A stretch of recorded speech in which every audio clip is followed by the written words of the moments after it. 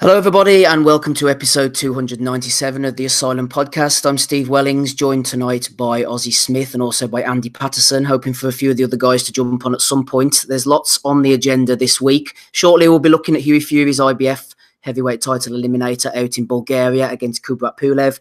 We'll discuss Eddie's quality copper box offering, also Danny Jacobs and Sergei Derevyanchenko out in New York, and some other bits and pieces as well, so stay tuned for that. And later on, don't forget, we'll be previewing next week's action. There's the usual listener questions, belly of the weeks and all that as well. We'll begin this week with the World Boxing Super Series, really gathering steam at the moment in these new weight categories, starting with Regis Prograis and Terry Flanagan out in New Orleans. Ozzy, a lot of people obviously wrote Flanagan off due to his style being a little testing on the eyes at times, but the dude can rumble when necessary, and he had to really hang in there and show some toughness and some resolute performance from Flanagan because he got dropped in the 8th round. And fair play to Prograis. I thought Flanagan would give him trouble, Ozzy, but Prograis boxed really, really well. He kept him on the end of the jab, used his speed, used his power, and he was a worthy winner. Yeah, I agree with that. I mean, starting off, I thought it was a pretty decent fight, to be honest. We've seen Terry Flanagan in relatively poor fights, to be honest, visually and relatively one pace. But last night I thought was good. I thought Terry fought well. I thought the cards, being brutally honest, were quite poor. I thought the fight was a lot closer than the cards suggested. But props to Prograis as well, who I thought he fought really, really well. And he was clever about it as well. I thought the knockdown came at a perfect time for Prograis because I do think it was close. I mean, people were saying he was completely outclassed, and I disagree with that. I do think it was close, but the knockdown came at a perfect time. Prograis is known as this huge hitter, but Flanagan was there with him, and Prograis could, like jump all over him and swarm him. So Flanagan clearly had enough in him to, to keep Prograis off and not trade with him exactly, but to box with him. But fair play, I think that will do Prograis. It was a good fight for him. It wasn't like a one-sided beatdown, and I was impressed. And I think he showed a lot more than he's shown in previous fights. I hold my hands up. I thought Flanagan would go out there and would get the upset. I thought it would cause a lot of problems as well, but in the end, Prograis was just simply too good, and I think I was fully expecting to see him in the final and probably against Josh Taylor, which makes for an excellent fight. Yeah, that will be a good fight. We'll be talking about Josh Taylor later on. Obviously, he's fighting in his portion of the World Boxing Super Series next week. No doubt Andy will be keeping an eye on that. We'll also be talking about Baranchyk, who beat Anthony Yigit on the very undercard of this fight. Moving along nicely, the World Boxing Super Series, Andy. I thought Prograis' body looked a little bit soft, to be honest, and there was no body work from Terry, really. He was unable to make his physical advantages count as well. You know, the way he grabs hold of people, wrestles them, uses his physical strength. He was sort of kept at bay by Prograis. I don't think it was Flanagan's problem as such. Again, I give credit to Prograis. I think he fought the perfect fight. He kept Flanagan away. He didn't give him any opportunities to hold, to grapple, to do all the things that he likes to do. Props to Prograis, that's all I can say. Absolutely. As I say, what I was going to say was the size difference between the two was quite evident, especially in the ring there last night. But as you say, Prograis, he kept the fight at his distance, shall we say. He was, the head movement was fantastic. The jab was absolutely crisp, on point. You could see that it was causing problems. I think that's maybe the reason why Flanagan wasn't really getting in and spoiling up close and trying to get work done at the body. He couldn't get past the jab. He was double, triple in that jab sometimes. You could say that Prograis was probably dominant to a point, but I thought it was still competitive. It was more like a kind of chess match with gloves on, so to speak. Both guys kind of looking to kind of get the shots off, but you can see Prograis just probably that level above, far more active. The punch output was far more. I think maybe Flanagan was slightly kind of maybe hesitant because of the jab and because of the activity of Prograis. And it just felt like he had very few answers to him, actually, no, honestly, especially this fight went in the second half. Fair play to him. I mean, he took a trimming in that 8th round. Dropped bad. No bad, but he was hurt. He got up. I think he got cut actually as well in that same round. But he did take a bit of a beating, a bit of battering in that round, and he was trying to kind of look for the finish. Prograis, I did think, but he was taking more shots again. I think it was the 10th by Flanagan. But you got to give, again, as you say, as Ozzy says, he was tough. 12th round, Flanagan was still trying to kind of push it in, showing loads and loads of heart. But in the end, I think Flanagan, just with his movement, head movement, foot movement, his ability to kind of keep the distance how he wanted it, it just kind of negated everything that Flanagan probably wanted to do. And as I say, the jab, if you got a really good jab and you can, throw your lead hand behind it, you're going to go places, and that's what he did there last night. And I'm looking at that fight there last night, in all honesty. I know Flanagan's no Josh Taylor, and to be honest, after watching Branchik last night, I don't even think if Josh Taylor wins next week, that's going to be an absolute easy fight. There could be injuries in that fight as well, but yeah, it's really kind of looking tasty now. This tournament at 140, and it's always the case with these tournaments fights. Actually, that get the quarterfinals out the way, get to the semis, and then it's kind of like it heats up, and it's far better. I think because we're getting the kind of better end fighters now. So Relic against Prograis and the Taylor fight, Taylor Martin winner against Branchik. So it's really kind of tasty. Like it's really looking good. I spoke about conditioning there, Andy, about Prograis, possible lack of conditioning around the belly, but obviously there was nothing wrong with his work rate and his engine. Any less conditioning from Terry Flanagan, if he was in any worse shape, fair play to Steve Maylett, then he would have been out of there, I think, in that 8th round, because Prograis was going for the kill. Oh, definitely. Absolutely, definitely. There's no doubts about it, but I think, you got to say, regardless of the level of these world title defences that Flanagan had, has he called upon that experience and that passing? He has had a lot of experience in kind of semi-big fights, maybe headlining a few fights and that as well. But Flanagan, one thing you can always get with Terry Flanagan is heart and guts, and definitely will he be in shape? Absolutely, no question about it. So fair play to his team for getting him in the best shape possible, because he showed heart all the way through. I mean, as I say, he looked badly hurt in that 8th round, and then to try and push it in 12th in the way that he did, fair play to him. What about Flanagan, Ozzy? Just looking at his career on the whole, I think that I don't want to do him a disservice or anything. He's had some decent wins, but I think it's just a case of he held the WBO title. He did the best with what he had, but sometimes when the guys move up to I don't want to overplay Prograis, standing in the world of boxing or anything, but sometimes when you step up to that next level, you get found out that you're just not quite at that world class, and there's no shame in that whatsoever. But does it just say something about these belts, maybe, that you can get hold of one and you have your status as a world champion, but like I said, when push came to shove, Flanagan's maybe just not dining at the top table? Quite possibly, but I think at the same time, it's fair to say that Prograis is probably the number one in the division at the moment, and he gave him a relatively tough fight. Like I said, I think it was competitive. Don't think he was, well and truly outclassed, and we didn't have, like a 120, 108 bore fest, because Prograis was levels and levels above. I still think he can contribute to definitely at world level.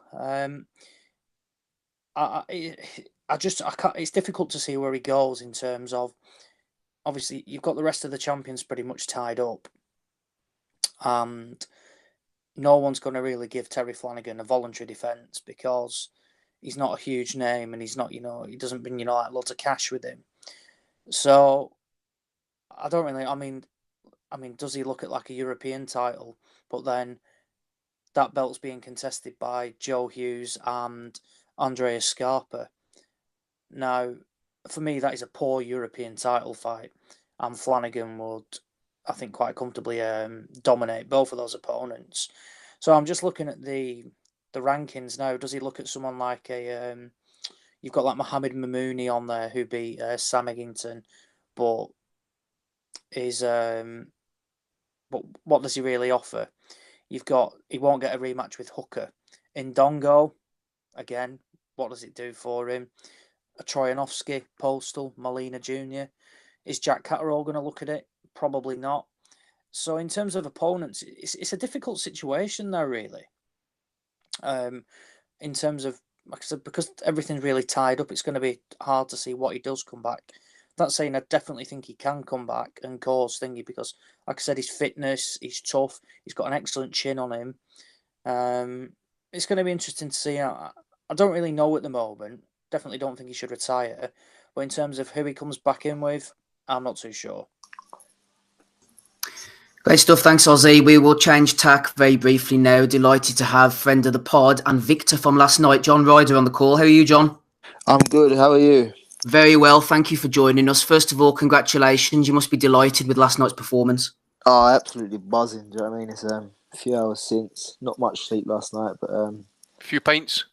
yeah, no pints. An ice cream sundae to celebrate today in TGI's.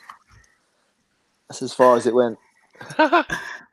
Fair play, John. You did absolutely brilliant. He was a little bit tricky, Sirotkin, early on. What were you thinking the first few rounds? Mate, I thought, who is this? He is horrible. Wherever they got him from. Nothing like he looked like on tape. Do you know what I mean? He looked really negative and kind of like a back foot. He'd jump in 3 or 4 shots from what we'd seen, and then I've got this fella in front of me. I've trained for a southpaw, and he's kind of orthodox, and he's swinging shots from his heels. Do you know what I mean? I'm thinking this is not what I prepared for, but we got there eventually. Yeah, I thought that was strange. I must confess I hadn't seen anything of Sirotkin in the build-up. I hadn't watched him on YouTube, but whenever the commentary team said, he usually comes out as southpaw. Luckily for you, John, you're at a point now in your career where you're fairly experienced. I mean, if you were further down the ladder back in your career and he came out southpaw and doing all these things that you weren't expecting, you might have panicked possibly, but now, was this sort of like, you'd seen it before, you were expecting something different? Do you know what? I was lucky. I watched a few bits and I've seen that he does switch, so I wasn't too fussed about strictly having southpaw sparring. I did have quite a bit of orthodox sparring, but I mean it was the likes of like Craig Richards, 6'4", so it was not ideal and a lot more of a stand-up boxer. But listen, we got the result at the end of the day, and that is all that matters. There seemed like there was a bit of a cut went in. Any updates on that, stitches, etc.? Yeah, 5 stitches on the left eye. That's a new cut, not an old wound. So yeah, gonna have to. It's one to watch for the future. But they seem to have done a good job stitching it up. So fingers crossed. Is that something that would maybe concern you? The only reason I ask is because you obviously, I don't know if you've seen Hughie Fury from last night. He obviously had a cut that opened up pretty badly. It was an issue from a fight before. Does it ever cross your mind, whenever the head's going, you think, oh dear, I hope it's not opened up something from previous? Yeah, do you know, at first initially we went in and we crashed foreheads.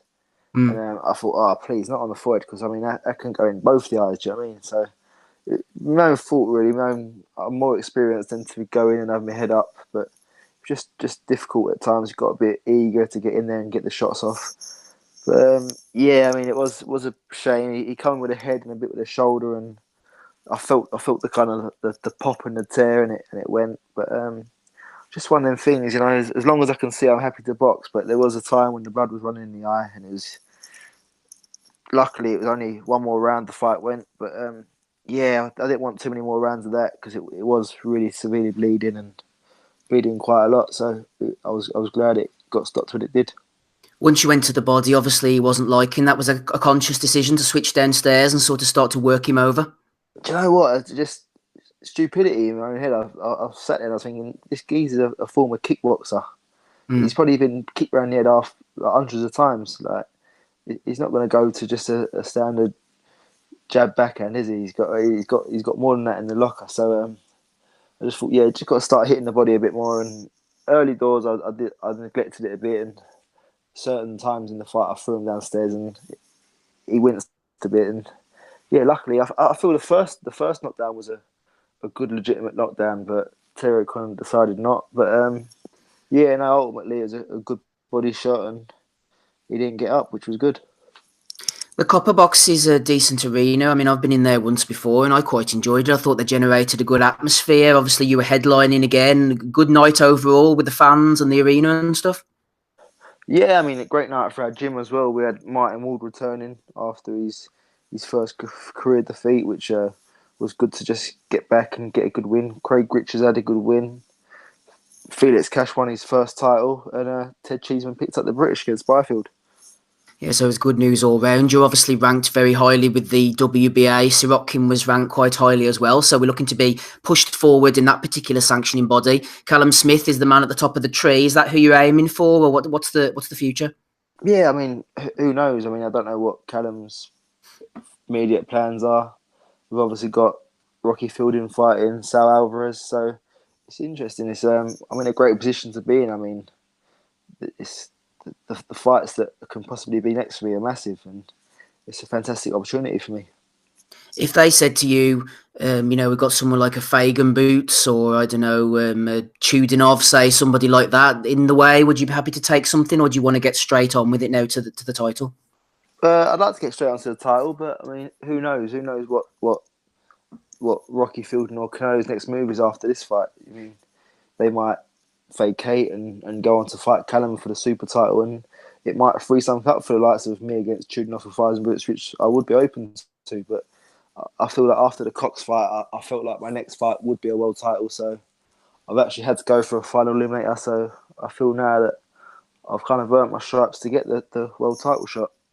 You're clearly someone, John, who has benefited from moving up in weight. I mean, there's no bullshit about it. You've moved up and you just do look like a different fighter. You obviously must feel great at the new weight. Yeah, I feel fantastic. I mean, the thing is, we look at it, and Jordan Gill's gone down in weight and pulled out a performance like he did last night, and it's just crazy how it works. Just before bringing any of the boys, if they want to ask you any questions, John, and thanks for joining us as always. What did you make of Callum Smith's win in the World Boxing Super Series against George Groves? He really pulled out a good performance, didn't he, Callum? Oh, it was brilliant. He looked like the champion in there. He didn't get flustered at all. He's just played it calm, picked his shots, and took the opportunities when they come. Andy and Ozzy are with us. Boys, do you want to ask John any questions before we let him go? Hi, John. I just want to be a bit of expansion on the move up in weight. Obviously, I mean, you've had 2 fights back to back, like the February and April, with Rocky and Adam Edges, and then you've come back with 3 knockout wins. I mean, how are you personally feeling at that weight? I mean, obviously, you must have been depleting yourself. You're a big guy at middleweight. I mean, now you just seem to be absolutely at your absolute peak at the minute. Yeah, no, I do. I feel great. I mean, the fight with Etches, it was my first fight up at super middleweight. I probably wasn't big enough. I probably come in the ring a bit small, and I did have a bit of illness at the time, a bit of sinusitis, so it was hard for me to sustain an attack, which another fight I feel like I could have forced a stoppage in at points, and just overdid it at a time, trying to throw clusters of shots rather than really just sitting down and picking the shots to try and get the finish. And with the Rocky fight, I feel like I had him going in the 10th round, and again, just got overexcited, tried to throw a million shots to get the finish, and I could have just sat down on the shots, picked them, and thrown the big shots, and potentially got him out there. And I mean, you could have been looking at 5 knockouts from 5 there, but instead, just inexperience and overexcitement has kind of cost me. Do you know what I mean? And it cost me big against Rocky because I didn't get a decision. If you do get this Callum Smith fight, I mean, obviously, occasions are everything, and you didn't want to be under the lights, but do you think, you got into that fight, rather than, I heard Matthew Macklin, for example, saying you're a slow starter. Will you be looking to kind of come out quicker and maybe kind of sustain an attack on the likes of Callum Smith, or are you going to give him a little bit of respect because of that power? Oh, of course. Listen, at this level, you've got to give more respect. I think I probably gave Sorokin too much respect, and just I didn't know what to expect of him, so I threw a bit more caution to the wind. And Callum will be no different. He's a great boxer, great puncher, and you're going to have to be your best to beat these fellas, but I believe I can. Cheers, Andy. Anything from you, Ozzy? Just give me a thumbs up or thumbs down. Just a quick one. I know I mentioned it to you before, John, but how much of an impact did the cut have on you? Did it give you basically, putting it bluntly, a kick up the arse to think, right, this cut now could get worse, so let's up the ante and really put the pressure on? Yeah, definitely, because listen, it was most cuts they normally run down the face, but this one was straight in the eye. Do you know what I mean? It was just, I couldn't see that left eye at first, and it was, luckily I got back to the corner, they cleared it up, and they said, look, this cut's bad. You don't want it going to the scorecards because you have started a bit slower, you don't know how the scorecards are going, you might be a few behind, and you don't want that. So, I mean, I felt like I'd started getting to him that round. And Tony Sims said, like, you really got to go out there and stick it on him now and trade with him and have a go. And I did, and we got the win. Just finally for me, John, sorry, Ozzy, do you have anything else you want to add in there? I don't know, no. Okay. Just finally for me, John, obviously Rocky Fielding has the chance of a lifetime against Canelo. It's a big ask. Say if you were going in against Canelo, I know you're a southpaw, so it's a little bit different.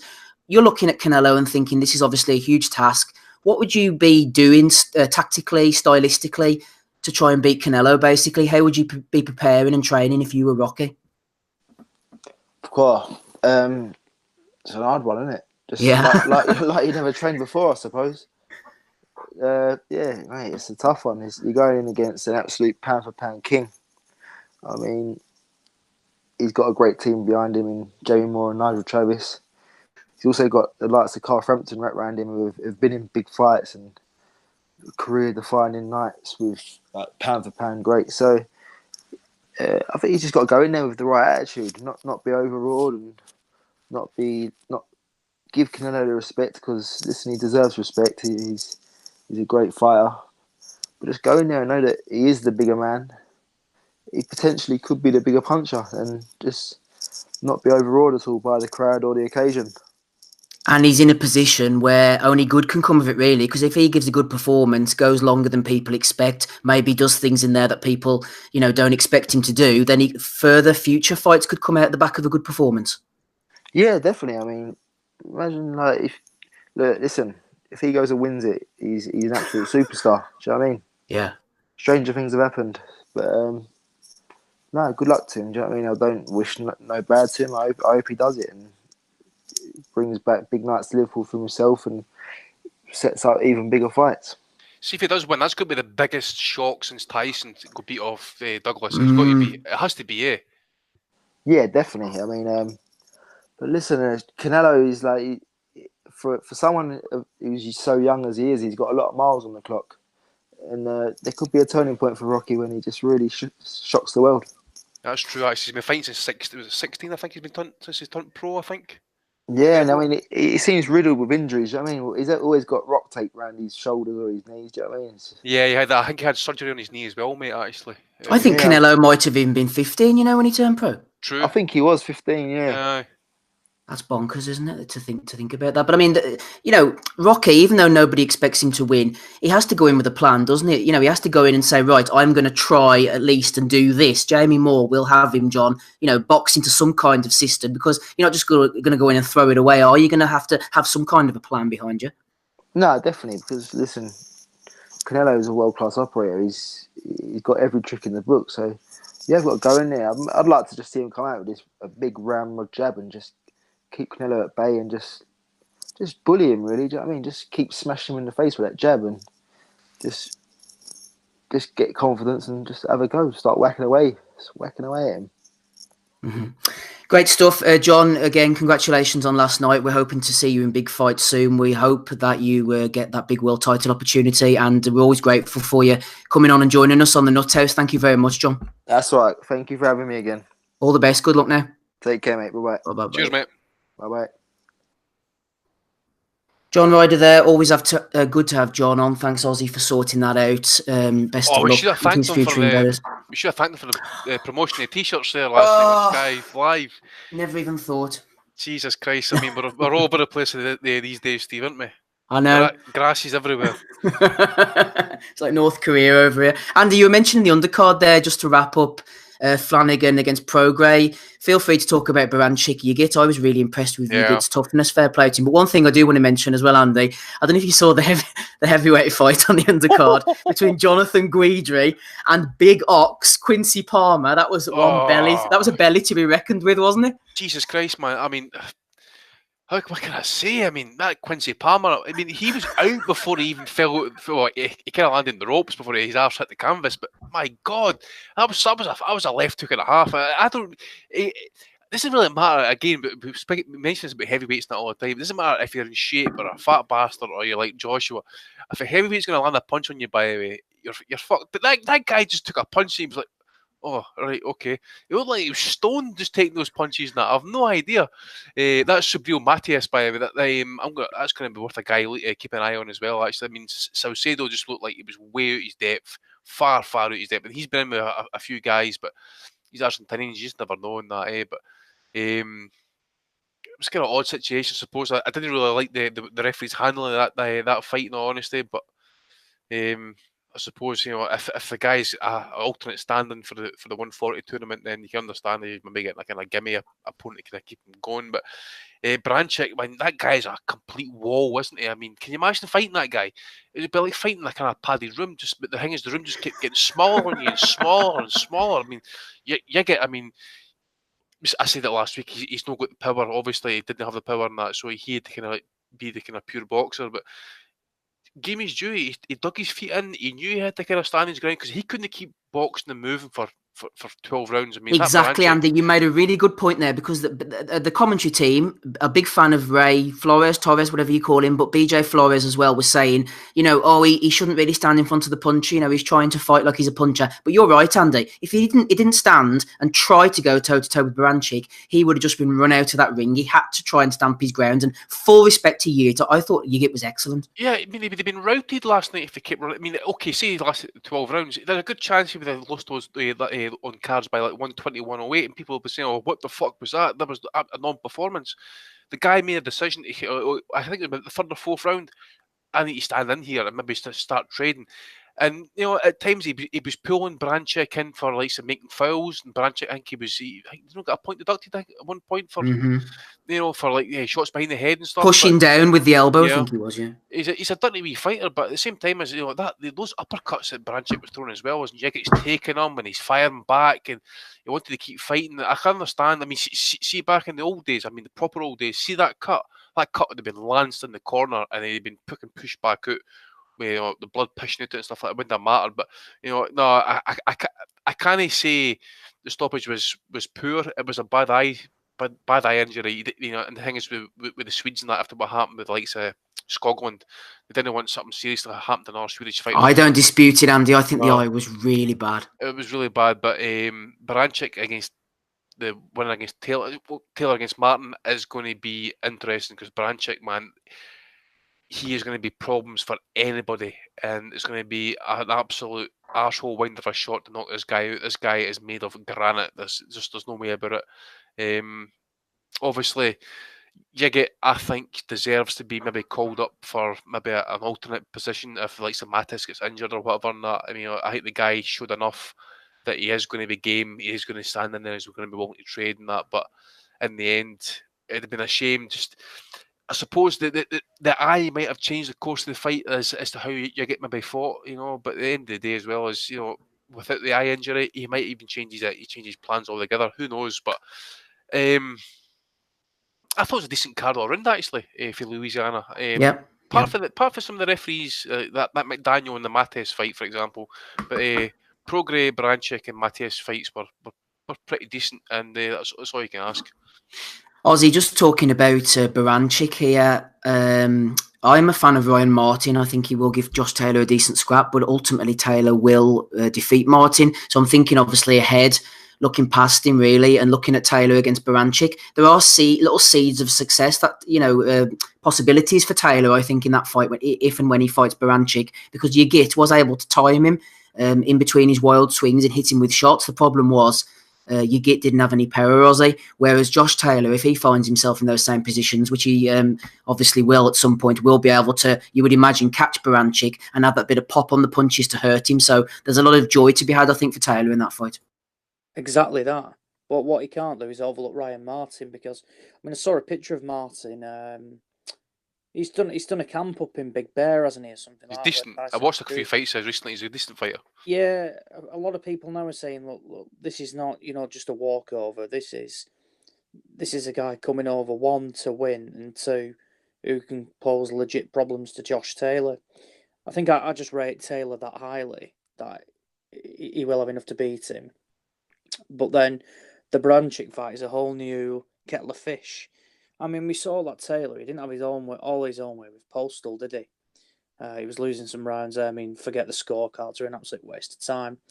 But like you said, Yigit did catch him.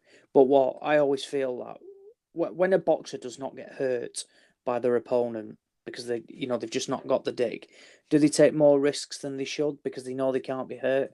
I mean, Yigit, he doesn't really. I mean, he doesn't have the dig. To really hurt people. So maybe Baranchik just thought he can throw wildly because he can hit me, and it's not going to do anything. With Taylor, we know he can punch, one of the hardest punchers in the division. And if he does get those opportunities, we know that when he does land flush, the legit power shots. But that's saying, I mean, that is an excellent fight. And Andy's right. Get the quarterfinals out the way, where the lesser opponents are involved. And then your semi-finals make for excellent contests.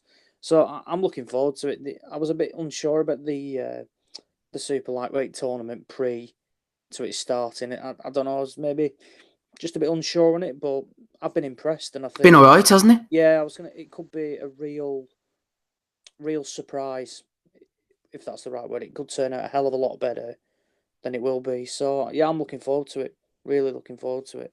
Quick word from ringside, Aussie. Francis Warren, he's really perfected the death stare, hasn't he, from the side of the ring? I saw he went out there. Is that the coke stare, no? No, I don't know. He just comes and goes, Francis, when he thinks. He's rarely at the off. Rarely at shows. Oh, yeah, exactly that. He's rarely at shows, and then he just randomly appeared out in New Orleans as part of Terry Flanagan's team. So, Francis, waiting in the wings for Frank to finally hang up his promotional outfit, and Francis Warren Promotions will take over. Yeah, if anybody listening at home, if there's anybody listening at home, indeed, then watch it back. Francis had the laser stare on the ring throughout. He really was watching with a great deal of intensity. Quick word, Aussie, actually, on Josh Whale.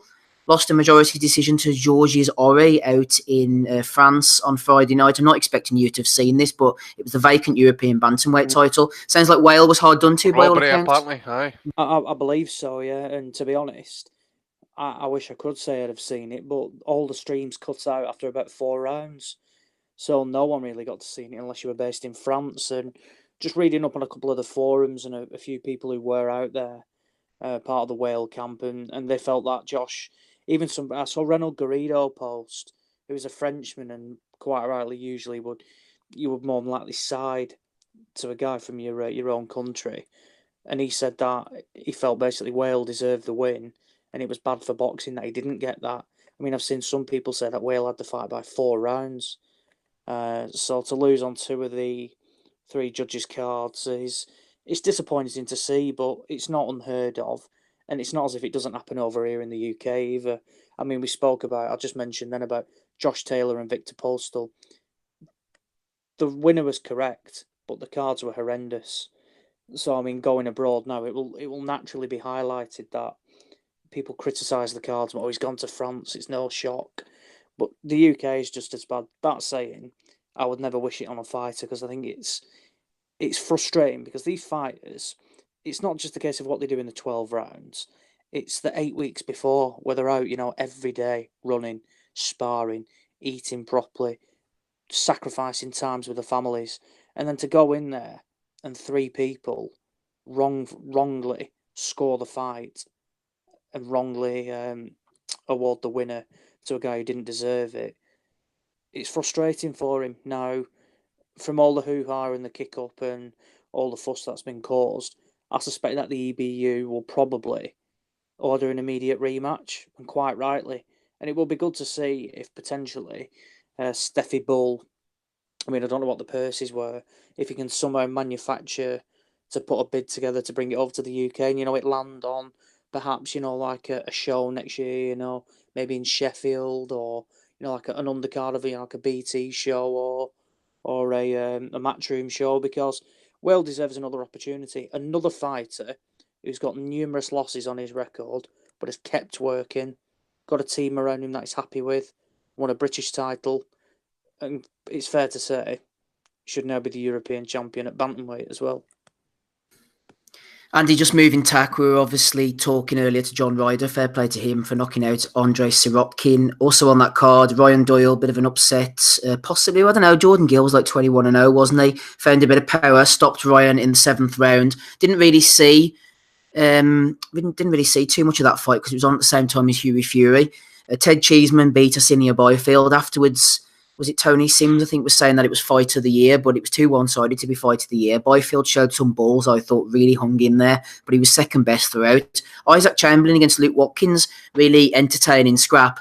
it turned out that Isaac Chamberlain needed a knockdown in the final round to actually swing the bout in his favour as well. Felix Cash, Stephen Danyo. Less said about that, the better. What really stood out for you on that card, Andy? The only thing I caught, mate, was the stoppage of Ryan Doyle. Pretty, well, I wouldn't say a shock, but just kind of surprised as a kind of quick turn of events in that fight, actually. Obviously, John's fight and that, we were kind of talking, obviously we spoke to John, but we're talking like last night and that we kind of felt that maybe John was kind of letting the fight kind of slide away from him a little bit. And then he's come out after the cut and just basically laid 10 pailful of shit right into that Russian, by the way, and just took him out of there. That was the reason why I wanted to ask him mainly about, you know, you've had these 2 fights early doors at 168, and then you've come back and you've had 3 knockouts back, back to back to back. So, he's got to be feeling absolutely fantastic at the weight. Confidence must be sky high. Ted Cheeseman, a wee bit of worry actually for me, actually, that the fact is, okay, he won the fight, in my opinion. He was dominant to a point, but it is concerning that he's getting marked up like that and getting tagged like that at that level. So I just think a wee bit more work needed in the defence department there for Ted Cheeseman. Is it again though, Andy, what Ozzy was saying earlier, whereas he knew that Byfield had absolutely nothing to hurt him with, so he was just coming in reckless, yeah. But what's the point, mate? I mean, at the end of the day, he's got I wouldn't say a broken nose, but he's taking unnecessary damage here. What's the point in taking brain damage and facial damage and nose damage if you didn't have to take it? But at the end of the day, as well as they're talking about Anthony Fowler next, I do like that fight. I'm assuming. What is Fowler's best weight? Middleweight or 154? 154, I think. I think he'll look like a monster compared to Cheeseman at that weight. So, but it should be pretty violent, that fight.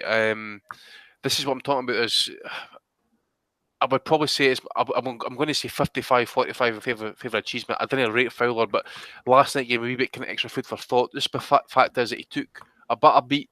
He took punches that shouldn't have been taken there last night, and that is a bit of concern. He's taking that type of punishment against the likes of Byfield when you're thinking, right, okay, he's maybe slightly above British level, but we'll wait and see. But I want to see the Fowler fight because it's about time he was tested as well. So Cheeseman as well as what was the guy's name? I forget the guy who kept picking this guy up. Matt. Anyway, but I'm slightly getting on the train with Cheeseman, but last night kind of gave me a wee pause for thought, shall we say?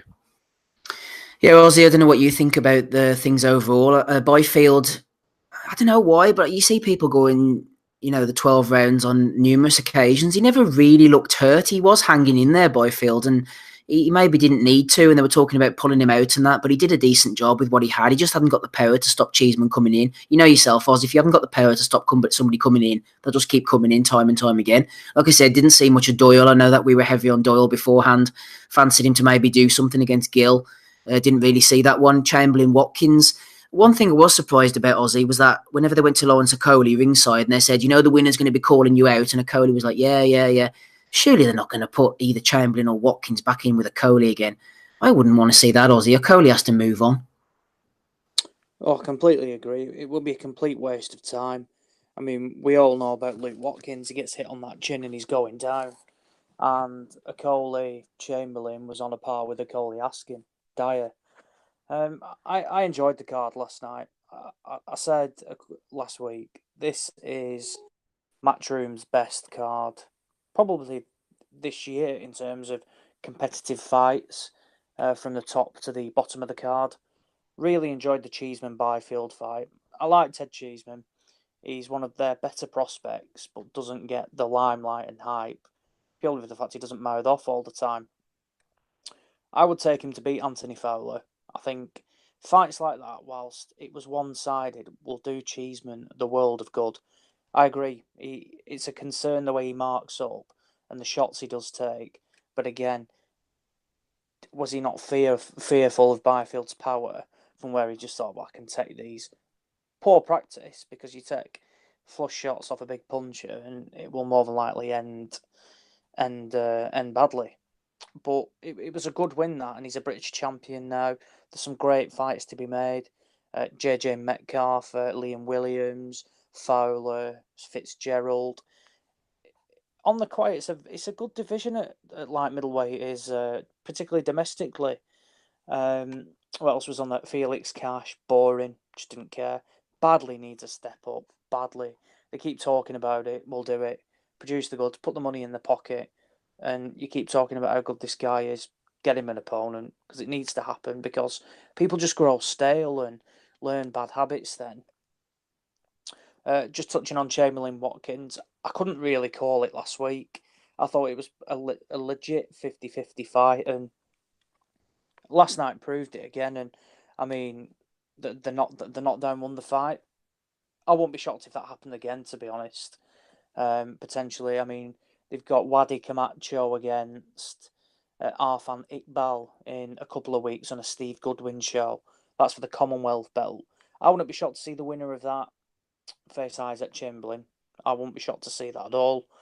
Obviously, John, I had him 4-2 down at the time of the stoppage, but winning the 7th, which would have made it, or 4-4 had he got up from the knockdown.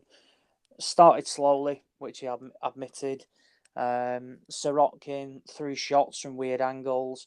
Like I said, mainly boxed orthodox, which was a bit of a shock, and looked okay, but then completely wilted and crumbled under the pressure once John had started to pick the pace up and put it on him a little bit. And I think we're seeing a complete new lease of life from John.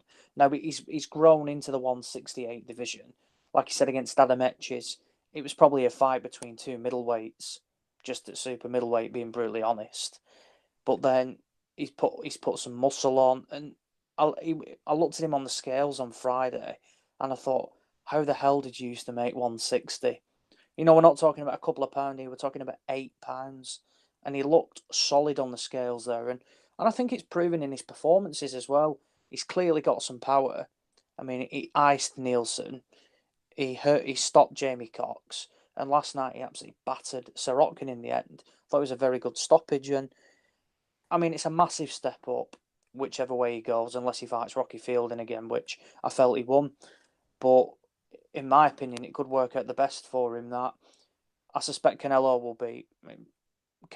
beat Rocky Fielding. And then the talk is that we're going to see Canelo against Callum Smith. So John's mandatory. If the WBA call that mandatory, John can just sit there and watch that fight happen and watch his bank balance go up through a nice sums amount of step-aside money, and then potentially fight. I was talking to him before. He'd be open to fighting Fedor Chudinov. That's a good fight, that, and one that he can win, in my opinion. I just don't want him to go stale.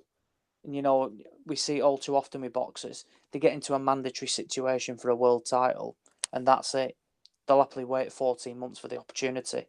But it's only their downfall. But gone off a bit of a tangent there. But all in all, I enjoyed the card last night. Probably my favourite Sky one of the year. And again, long may it continue that we start seeing more cards like this, from where it's not just 1 or 2 fights, but 4 or 5 good competitive contests. Yeah, fair play to Eddie. We said beforehand that it was a good show. It turned out to be a good show as well. So credit to Matchroom where it's due. Everybody listening, obviously you'll realise we're not live this week. A few issues. Not going to get too deep into it, but yeah, we've had a few problems with our live streaming. Don't know how quickly it's going to be rectified, to be honest, but we will be looking to put out podcasts every week, as long as we can. It's the second thing actually that happened a few months ago. You might remember that we sort of got flagged for apparently playing some Hindi Bhangra track or something apparently, but when we listened back to it, it was just Aussie talking. But I've actually been doing a bit of digging into that, and maybe they had a point. If you just have a listen, I think that I've worked out what the problem was. And I think we're basically going to see Box Nation sizzle out now, and going to be focused a lot more on the cards from abroad. And then they've obviously signed this deal with MTK. MTK is stepping up their smaller hall shows now with opponents. Got B-Mark and the fight. And to be honest, I wouldn't mind it. Is that legit? No.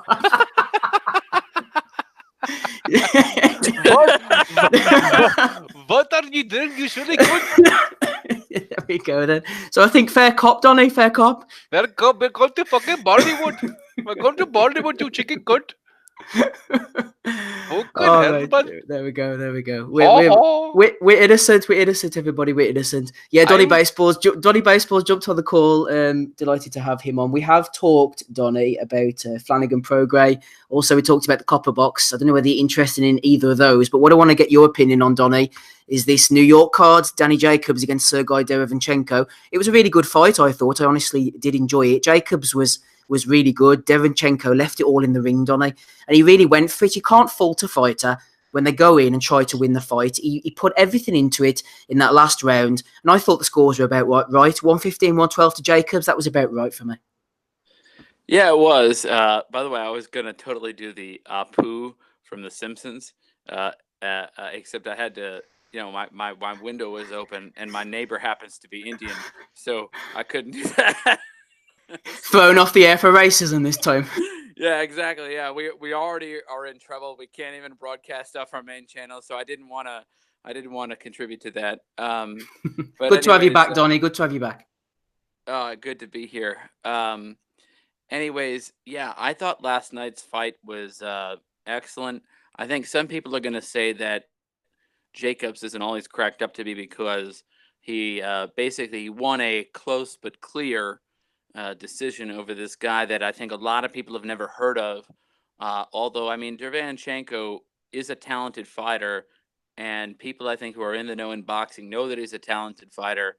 And so I think the fact that he got a close but clear decision over him isn't a knock on Danny Jacobs so much as it is just that Derevyanchenko is a good fighter, and because people didn't know that he was good, they might walk away from this having questions about Jacobs, but really, and in fact, Jacobs should be getting credit for this. I thought he was in control of the fight the whole time. There might have been a few rounds where he took off a little bit, but that's only because Derevyanchenko, he's a come forward type of guy. He keeps up a good pace, and I think Jacobs wanted to make sure that he had enough left in the tank, later on in the fight, to make sure that he was okay. And his defense was excellent. He ducked and dodged a lot of punches. He was able to parry a lot of shots off of his gloves. And he also invested in the body attack to great effect, I think. And I thought that he looked great. I know he's stuck in a low to middleweight division. I know Canelo has the other 3 belts now. And, not only does he have, the rematch with Golovkin out there in the offing, but he also, has the Charlos, who probably, I think one of them at least has a mandatory shot at his belt. And now Jacobs has the other belt or whatever. And so he might have to wait his turn a bit. But to me, he looks just as good as he's ever looked. And if he doesn't get the fight with Canelo, then I think a rematch with Golovkin might be in order, because that was a close fight to begin with. I was at that fight originally. Tommy was at that fight as well. I think that a rematch between them actually might sort of just be like a kind of a whoever wins gets a rematch with Canelo. I think would be a fair result. But I thought he looked good last night, to be honest, and I was impressed. I was impressed with Jacobs' performance. Donny, quick word on the corner situations. Obviously, they're both training at the same gym, done a few hundred rounds of sparring in the past. I thought that both corner teams were excellent. The advice was excellent. They were both calm. Gary Stark Sr. was getting a bit animated at the end because he was telling Derevyanchenko to do the right things. Throw the jab on the way in, go straight to the body before you go to the head. And he just couldn't execute at times. Andre Rozier in the opposite corner as well. Brief shout out to both the trainers. Yeah, no, I mean, this was 2 good fighters who knew a lot about each other. Obviously, their trainers knew a lot about the other fighter as well, by osmosis. It was a really good fight between 2 talented fighters. And, I hope that's not the last we hear from Derevyanchenko as well. I mean, this middleweight division's loaded. I would love to see him, in there against some of the other contenders, because he can clearly hold his own in there with the tops of the middleweight division. And now with the Charlos there, with I know Saunders, obviously he may be out for a while due to the drug test or whatever, but you got Andrade, you've got Golovkin, you've got Canelo, you got the Charlos. You've got a hot division in boxing, and Derevyanchenko, like, I don't think he loses that much, despite the fact that he lost, I guess, is what I'm saying. Yep, completely agree with that. Ozzy, I'm going to bring you in, lead you in with a couple of points, actually. Obviously, we saw the end of HBO, although Bivell's supposed to be coming back and they might not be completely out the game. But let's say that they pretty much have 1 foot out the door. I thought it was I wasn't really impressed by the performance of the HBO guys, to be honest. I thought that Roy Jones was very Danny Jacobs heavy. Throughout the fight, Roy was mistakenly, in my opinion, saying that Derevyanchenko was tired and breathing heavy. But I thought Derevyanchenko was doing like a breathing thing. It was from the first round he was doing this. He was like breathing in. And it appeared to me like it was a breathing exercise. I don't think he was particularly, blowing out of his arse at any point in the fight. And Roy didn't know whether he'd gone 12 rounds and saying, this, that, and the other. Anyway, I also thought that I'm afraid Harold Lederman has literally, with HBO, reached the end of the line as a judge. There was a point at the beginning of round 4, Ozzy, where he was clearly confused about what he was seeing. The analysts were trying to explain on his behalf. I think it just feels like HBO has just drifted away and it reached a natural conclusion.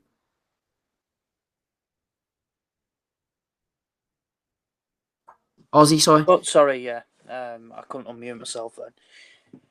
Well, they have, haven't they? They've waved the white flag and have given up. And how many shows have they got left now? Is it 1 or 2? Bivell, we think, and maybe possibly one other. Yeah, so, like I say, and it's never good when you're getting fucking commentators and stuff like that basically being corrected by...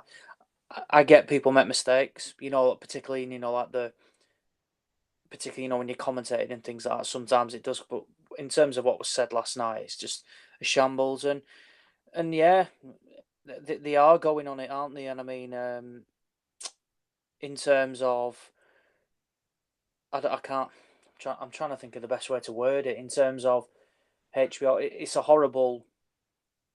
It's weird that they're never going to be involved again. Well, in the short term, anyway. What they're going into, like box sets or something like that, which is completely random. But then at the same time, if they've not got the full, they've been they've been had a slow death for a while now, haven't they? They've struggled. I don't think they put the cash in like they had. In terms of, there was poor fights on there as well. It's a weird situation, but I mean, DAZN, they're there now. They're active in terms of putting shows on at the moment. We just need to see them get better, don't we? Certainly do. I'm thinking, Andy, I know you didn't see a great deal of this one, but activity and the bodywork were the keys to Derevyanchenko winning the fight, but he neglected the body far too often. And as for Jacobs, he's matured into a really neat fighter, showing that the Pirog loss, maybe there were extenuating circumstances. He's shown over time that Jacobs has a decent chin. He can fight well on the inside, even though he's a taller guy. And he'll be a threat for anybody. I really want to just know from you, Andy, what you think about moving forward for both guys. Where can Derevyanchenko go? He hasn't lost too much stock from last night, as Donny mentioned. And especially Jacobs. I want to see him fight Charlo. There's beef there, and I think it'd be a really good fight. What Charlo one is that? Jamal? Jamal, I think, isn't it? He's up at middleweight. Right. I forget what one it is. Honestly, I have a hard time. Jacobs, obviously, you would want to see him probably fight Canelo, but obviously he's tied up. Don't know if Herman would maybe make the cross promotion fight with Lemieux. Potential fight. Well, I dare say Lemieux would maybe step in for a world title fight if the money was right. Oh, I'm sure he would. So I dare say DAZN would definitely on cue with that one. As for Derevyanchenko, I would probably say he gets himself back into IBF contention. Obviously, he's going to take a few months off, but I don't think he's ranked with any other kind of bodies and that. So you're looking like, say, Jack Culkais, for example. I think Lemieux's kind of ranked kind of lower than in that half. Martin Murray's floating about as well. So maybe a couple of options there. Has Martin Murray got anything lined up? Do we know? Aussie? European title. When's that? It's not been made yet, but funnily enough, I mean, I got told about this a while ago. It was mentioned about a potential fight with Liam Smith. All right. No, it was a press release was sent out by Frank Warren this week talking about Liam Smith and a potential move up to 160. And Martin Murray's name was mentioned, and I thought the seed has been planted here and that they'll work towards it. I actually think that's a pretty decent fight, to be honest. I would happily see that Liam Smith against Martin Murray. I don't think he's the worst of contests. But he is he is mandatory for the European title. I think that would be decent for Murray. I think that would probably be one of his highlight wins of his career. That going winning a European title. I don't think he's won it before, and like I said, he's kind of the guy. He's kind of the guy. I don't think has he won it before. That's a Polish guy we would be fighting though, is it? That Kamil yes. Zermansky or something like that. He won the title just last month. Yes, he did. Yeah, and he's they're in negotiations now. No, there's no reason why they can't. It depends if he wants to fight for it, doesn't it? Basically, he's also ranked at world level as well, the IBF. So there you go. So you got Derevyanchenko, the Pole, Martin Murray, obviously Kolkai if you want to throw him in there, and Lemieux. So there, potential round robin fights there if you want to kind of throw in that lot for Derevyanchenko. And if Hearn's maybe wise enough, he can maybe make a wee round robin there. Potential good fights. What about Saunders? Well, there's no talk about him fighting De Gale. Yeah, that's true. Yeah, but it's all quiet there with him as well, De Gale. Eh? Sorry, it's all quiet there as well with him. Maybe even since his last fight, it's been dead. Yeah, he chucked the belt, didn't he? And chucked the IBF belt and said he wants big fights. And like I said, there's been absolutely nothing. There was talk of this Eubank fight, but I've heard it's off now. So who knows? It's a weird one with De Gale. Like I said, I can see why he chucked the belt. He clearly didn't fancy his chances. Uskatagi's a different level, man. What wants the money? His name still brings the cash in, but then he seemingly can't get the. He doesn't have a promoter, does he? So, and like the fight with Eubank, it's just touted around for who wants it at the most, and it's a weird one, really weird with De Gale. You're right. He just completely vanished. It's like he's just vanished off, the face of the earth, and then it got brought up about the Eubank fight, and he's all of a sudden reappeared again. Yeah. Now it's gone quiet again, and he's vanished. A prime example, like a title, probably like making the fighter, but we all know where De Gale's at this point. He's had surgery. He's up in age. He's got miles on the clock. He's been in tough fights. What has he got left? Look, I'm not saying Uskatagi's this great fighter, but Uskatagi was a fighter who, to be honest, would have put serious work on De Gale, and we all know about his gas tank. So it was a tough fight. It was a wise move, but do you blame him, Andy? Because I'm thinking to myself, like, say Frampton dropped the belt rather than fight Kid Galahad, they'll say, "Oh, it's a duck," but then it depends what the alternative is, doesn't it? Well, it does, but I don't think Frampton's ducking Galahad. No, at this point, if he can't get unification fights, then obviously he's got to fight Galahad. I think he's made that clear, so we'll wait to see how that plays out. But as for Uskatagi, it was up for the thing with De Gale was this: he'd come off surgery, then. I'm trying to get my timeline right here as to who he fought and when he fought, but did not have the surgery and came back and lost. He fought Truax too early, didn't he, after surgery? Right, so he lost the fight after surgery with that one. Didn't look tremendous in the rematch, but done enough to win the belt back. Yeah. You saw Uskatagi in his last couple of fights and stuff like that. Any time you saw him fighting, he just like, as the fight went on, it was gathering up steam. It was like putting coal in the fire, and the train just kept moving. Uskatagi was just one of the fighters, and De Gale hasn't really got the pop to kind of keep a guy like that off him. So it was a tough night work. Money wise, I don't think it was even worth another beating, mate, to be honest with you. I really rate Uskatagi. Yes, I like him. I know what you mean. No great in the technical sense, but what he does makes it works for him, and I agree with you. I just think at this point, I want to see him in decent fights. I mean, I don't want to see him in like Feigen Boots and Khalid Plant, for example. Oh, not Plant, God no. Your dreams kicking about Abraham still kicking about the rankings, believe it or not. Seriously, man. Seriously, I ain't shitting you guys. Someone put a bullet in him, for goodness sake. He's up there, I'm telling you. Unbelievable. Zach Dunn's also up, mate. I would take Eubank to beat De Gale. I'd go with that as well. The activity, do you think? Just put it on him. Yeah. I wouldn't back that. Sorry, guys, for jumping in. No, I wouldn't agree with that. I'd back De Gale to beat Eubank, definitely.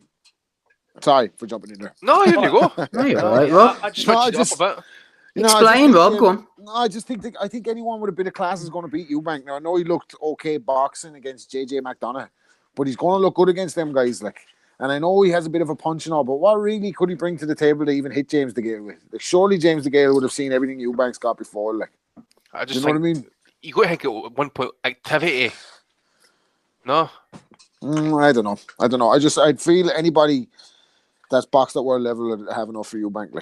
I don't think Eubank's a puncher, actually, Rob. I think he's an accumulation guy. like fast, constant, you know. Yeah, but exactly. you could maybe see DeGale getting caught up in the ropes, just covering up and just letting maybe this post-surgery version of DeGale. But to me, like, there's only one fight to make with the two of them. Like, has to be Groves. Like, for the two of them. If I don't know if Groves is retired or is I think Groves. You took the words right out of my mouth there, Rob. Yeah. I mean, yeah, has to be that. Yep. No, he should retire. Groves should retire. You think Groves should retire? Do you not think he'll hang on for one? Like, realistically, it's the last payday for the two of them. They met earlier in the career. There was always the promise they were going to meet again down the line. Both of their careers, they've held world titles, but at different times. Like when Groves' career was in ascendancy, James DeGale was fighting in leisure centres. When James DeGale wins his world title, Groves has lost his world title. Like, surely they have to get it on again just for the story of the two of them, for one last payday for each. The story's there, Andy, isn't it? It's there, but I would like Groves to retire. Simple fact is, I think he's a clever guy. You know, some people think he's a sanctimonious prick and all that sort of stuff. I think he's a smart guy. I think he's done well with his money. He's done well with his career. I just think after what he's been through in his career, he's had to go the depths of hell, man, to win a world title. Finally get over the hurdle. He badly injures an opponent. He's got a family. He's made all the money of the day. He's been on the biggest stages. He's sold all the stadiums. He's got all the money. Why keep going for one more fight? I mean, I suppose from his point of view, there's not much motivation because I think he fairly won the first fight. A lot of people thought had it either way, like, but I just think just for the story of it, just for the two of them, like, they'd have to have one last big cash out, like, for the two of them. It's the only to me, it's the only fight I'd want to see either of them in against. You know, if there's no other fight out there for Groves retire and DeGale, who do we see him against? Like you're saying, it's kind of like the Kell Brook and Amir Khan fight. It's past the sell-by date, and it doesn't mean as much as it would have meant at one time. But because we know the history and because we know, the controversy or whatever, it would mean something now. Even if it didn't mean as much as it would have meant back then, we still want to see it. And for the same reasons I want to see, Kell versus Khan is the same reasons why I want to see DeGale versus Groves. Rob, I tell you what I want to hear from you. We're thinking Katie Taylor last week, thinking Heather Hardy versus Shelley Vincent rematch this week. Come on, Women's Boxing Asylum, Rob. Oh, yeah, on this spin-off of Boxing Asylum, Women's Boxing Asylum, which was hosted by Gabe last week and Hater Dave, but I'm taking over because everyone knows I'm the new aficionado. Yeah, that was a good win for Heather Hardy against Abner Maris. Rob, you know what I'll say, Rob, do you know what I'll say? I was actually intrigued to watch this fight because of the build-up and seeing them right. After about 15 seconds, no lie, I fast-forwarded onto the decision. It was piss poor, man. Yeah, I think it was Gabriel that was recommending that we all go watch the first fight. Well, I tried to make that mistake. Oh my God, the standard was. I don't want to go too god awful on because Heather Hardy looked into her a little bit, and she's got a great story. She was homeless and living in Gleason's gym, and now she's gone and won a world title, and she probably make a few quid. Not the worst looker in the world. She's definitely probably 3 in the pound for pound rankings of the best looking women in boxing at the moment, behind Jessica McCaskill and Vivienne Obanov. So I don't want to say too much about her opponent's beard in the weigh-in with the current climate, but I wonder may she might test positive for testosterone somewhere down the line. It's just a hunch. Me too. Hashtag me too. Me too. Yeah. Hashtag it's just me a too. hunch. I don't know where I'm getting it from. It might be the jawline you could see from space and the full beard that she had at the weigh-in. But no, good win for Heather Hardy. or it could be a Wayne Rooney or a Lee Griffiths, but just on the chin, Could be one of those, man. They could be available. Actually, Rob, be careful. She's been in prison 3 times for assault. Yeah, well, judging on the performance last night, she wouldn't be able to hit me anyway, so I'm not going to worry about it. But yeah, no, good night for Heather Hardy, and she's claiming Irish as well all the way over there. So good on her. Good for Heather. There we go. Well done. Forget about Team Hardy. Let's move on to the main fights. Rob, Derevyanchenko, Jacobs, also Alberto Machado knocking out the seriously overmatched Yundale Evans. Dude, I had the worst weekends for predictions. My predictions last week on the pod were as bad as Gabe's are every week in the chat. I missed everything. I did the Aussie treble. I fucking bet on all the wrong fighters last week, so I don't know if I'm even the one to talk to on this one. Derevyanchenko and Jacobs actually turned out to be a better fighter than I thought it would. A better fight than I thought it would. And I'd like to see Derevyanchenko again.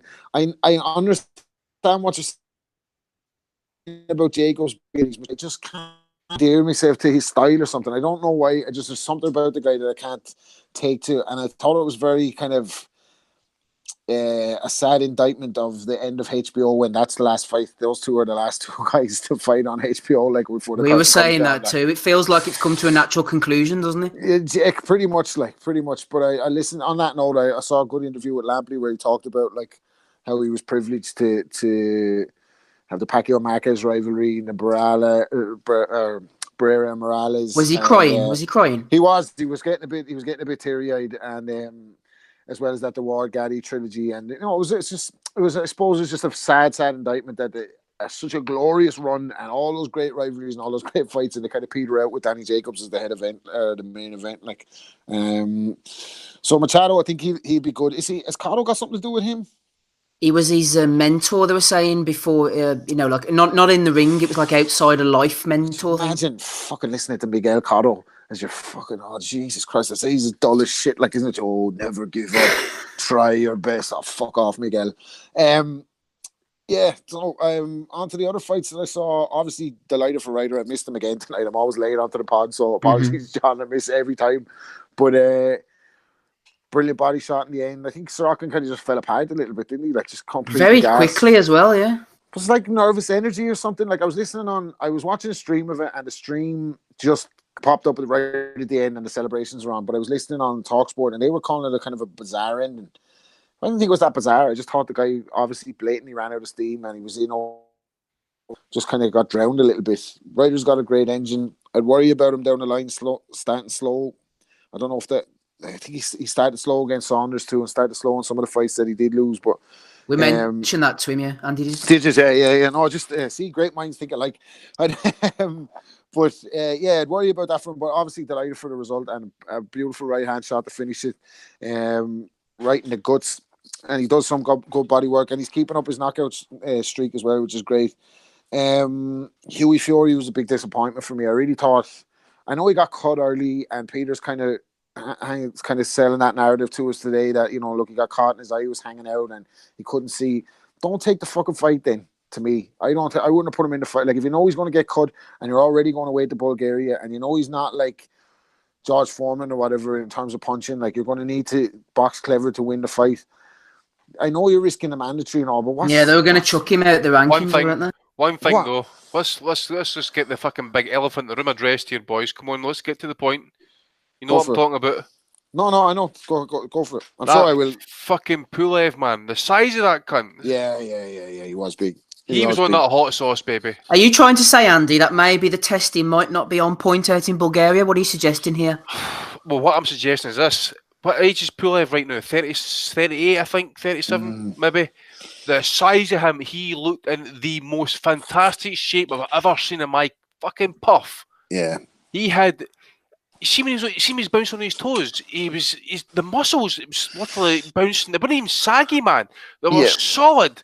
And he had the engine, the stamina. I'm like, what the fuck am I watching here? His back was like the Art Royal aircraft carrier, for fuck's sake. It's when you see fellas getting older and improving physically, it's always when the question marks, because it doesn't happen anywhere else. Yeah. You know what I mean? Come on.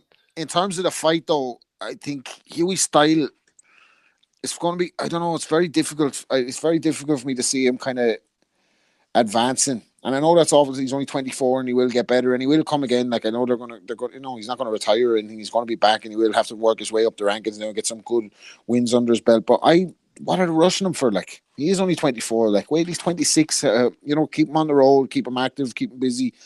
What are you flying him up the rankings for? Like, the guy had a cut, so pull him out of the fight then. He's not going to get, you think if he had a cut, that it's going to open up, like, and it's going to be, you know what I mean, it's going to cause him problems at some stage in the fight. So then the game plan goes out the window. And I've always been a big, and I still am to this day, a big fan of Peter Fury. I think he's brilliant.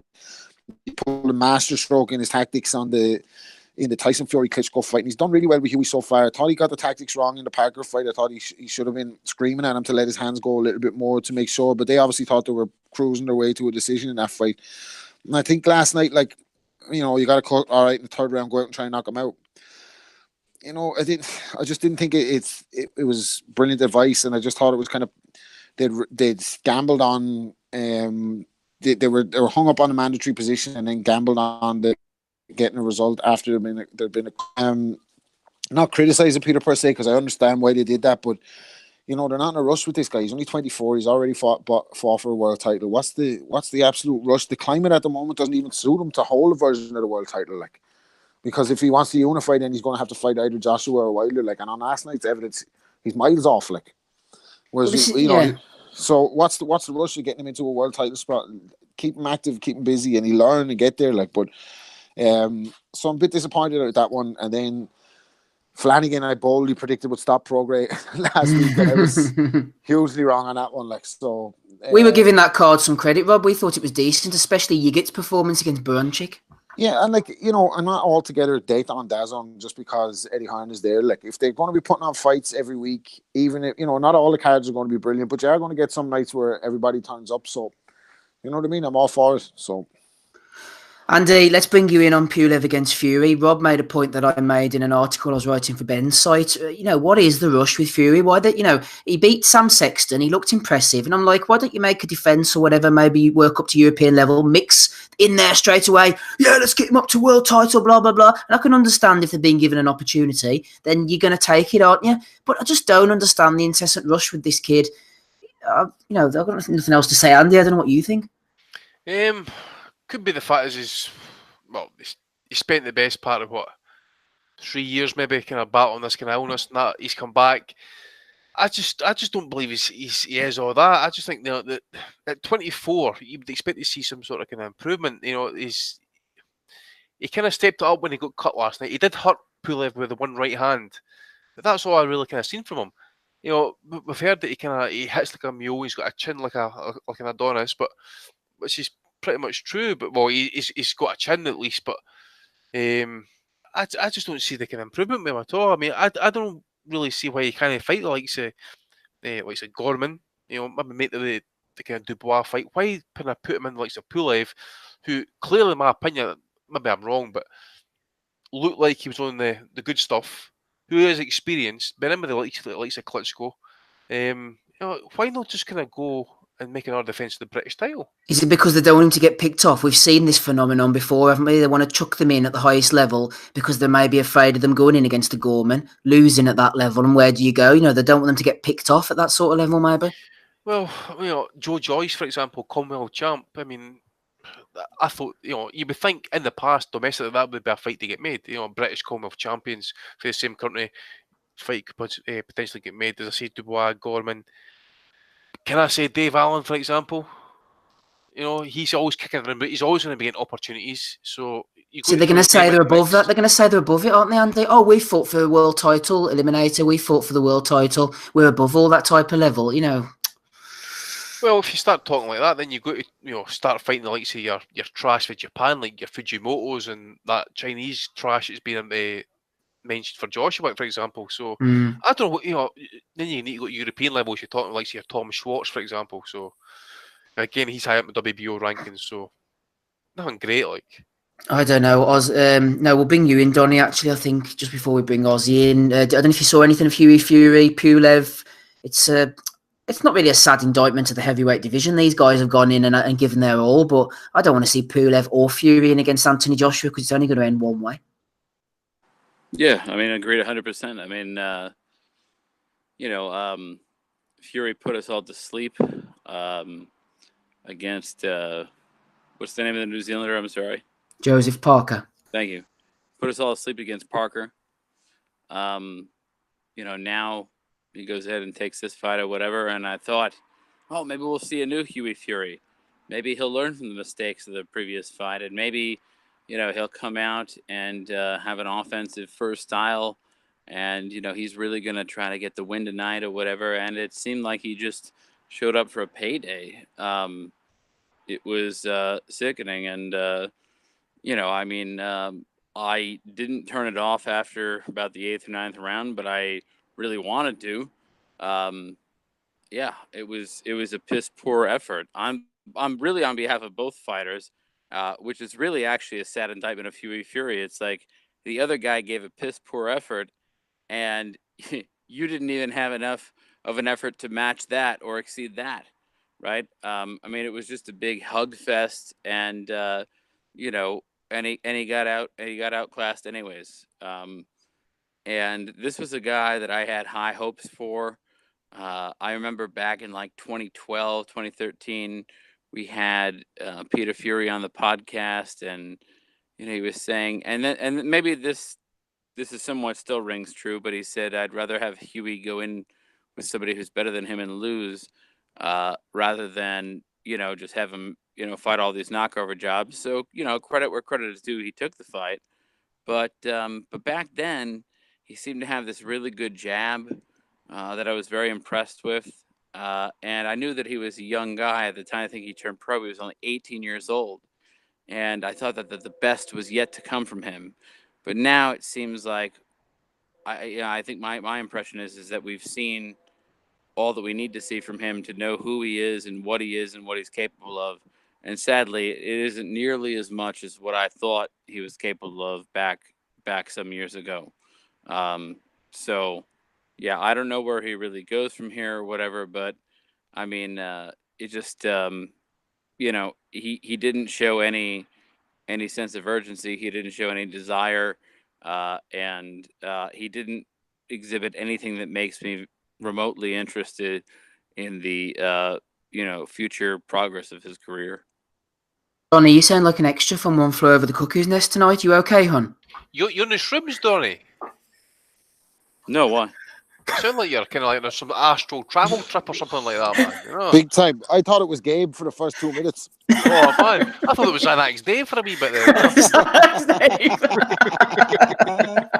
Oh, well, you know what it is that I have to keep my mouth a little like I can't articulate too much because it stretches my mouth and then it hurts my face. I got blown up with a fire, as you know, so that might have something to do with it. That's bad form, Donnie. Blown up what? Oh, Jesus Christ. Man, you want to keep us on the air or get us off the fucking air? Jesus Christ. Poor Donnie. No, I do feel bad for Donnie, and thanks for coming on, Don. We do appreciate it. Donnie's not well at the moment, so I do feel bad for taking the piss out of him, but I'm sure he doesn't mind. Let's move on to you, Ozzy. I don't mind at all. Don't worry. He doesn't mind. Ozzy, Pulev, Fury, the cut. It was a big factor, wasn't it? And it was something that may have been expected. It was, yeah. Heard a while ago, basically, it happened in a sparring session with Martin Bacoli. It was an uppercut, and they did debate pulling him out, and only to be told by the IBF, if you do that, they don't. It wasn't even a pull. They didn't want to pull him out. They wanted to delay the fight by about 4 weeks, just to give the cut, more time to heal. And the IBF have said, you do that, you lose your mandatory slot. And I do think it's a bit of a flaw from the IBF of sentencing that the fighter felt like he was not forced, but had to go through with it. Otherwise, he loses his slot when he had legit, like medical grounds to postpone the fight. And whilst I like the way, like they enforce mandatories and they keep the belt active, I think some leeway definitely needs to be given in instances like that. I think what they said, sorry to interrupt you, Ozzy, Peter clarified it this morning on Eiffel. He said that they asked for the extension and the IBF agreed to the extension as long as Pulev's team agreed to the extension, but they declined the extension and then they enforced that. Yeah. Something like that. Okay. Which you can't blame Pulev, can you? Of course he's going to say no. Of course, yeah, they don't. Why is he going to give his opponent? The fight, pretty poor. Didn't really enjoy it. The cut, whilst it didn't look bad, clearly played a factor. I mean, they were saying it dictated the performance, but I was really disappointed with Huey Fury. I understand that people get cut, but we saw John Ryder get cut, and it kind of spurred him on, and he really put it, really put everything into the performance because he kind of had to. Fury really showed nothing from round 3 onwards, and if the cut was that bad, pull him out. Wear the towel and pull him out. Because what's the point? You know, if you're just going to put in a subdued, boring performance like that, then what's the point? It's a long way back for him now because he's always been in the shadow of Tyson Fury. When Tyson left the camp, he has essentially stepped up. He boxed Parker, should have beaten him. Being brutally honest, he should have beaten him, but he didn't. He went away, won the British title, and then it's a case of, right, well, we've done that. We've had our comeback fight. Let's go straight in at world level again. And there's never been anything to say that he is a legit threat at world level. He's got skills. He clearly has. He can box. But he just seems to fear of letting his hands go. And last night proved it again that I think he landed, Andy mentioned it, he hurt Pulev once with a right hand. And that was really it. And I mean, does it coming back now? Does he look at like a Gorman, Dubois, Joe Joyce? I personally think he's gonna. I don't think he'll come down to British level. I think he's gonna look to get that Caballel fight for the European title. But it's a long way back from now for Hughie Fury. The one thing he has got is he's got age on his side. He's only 24.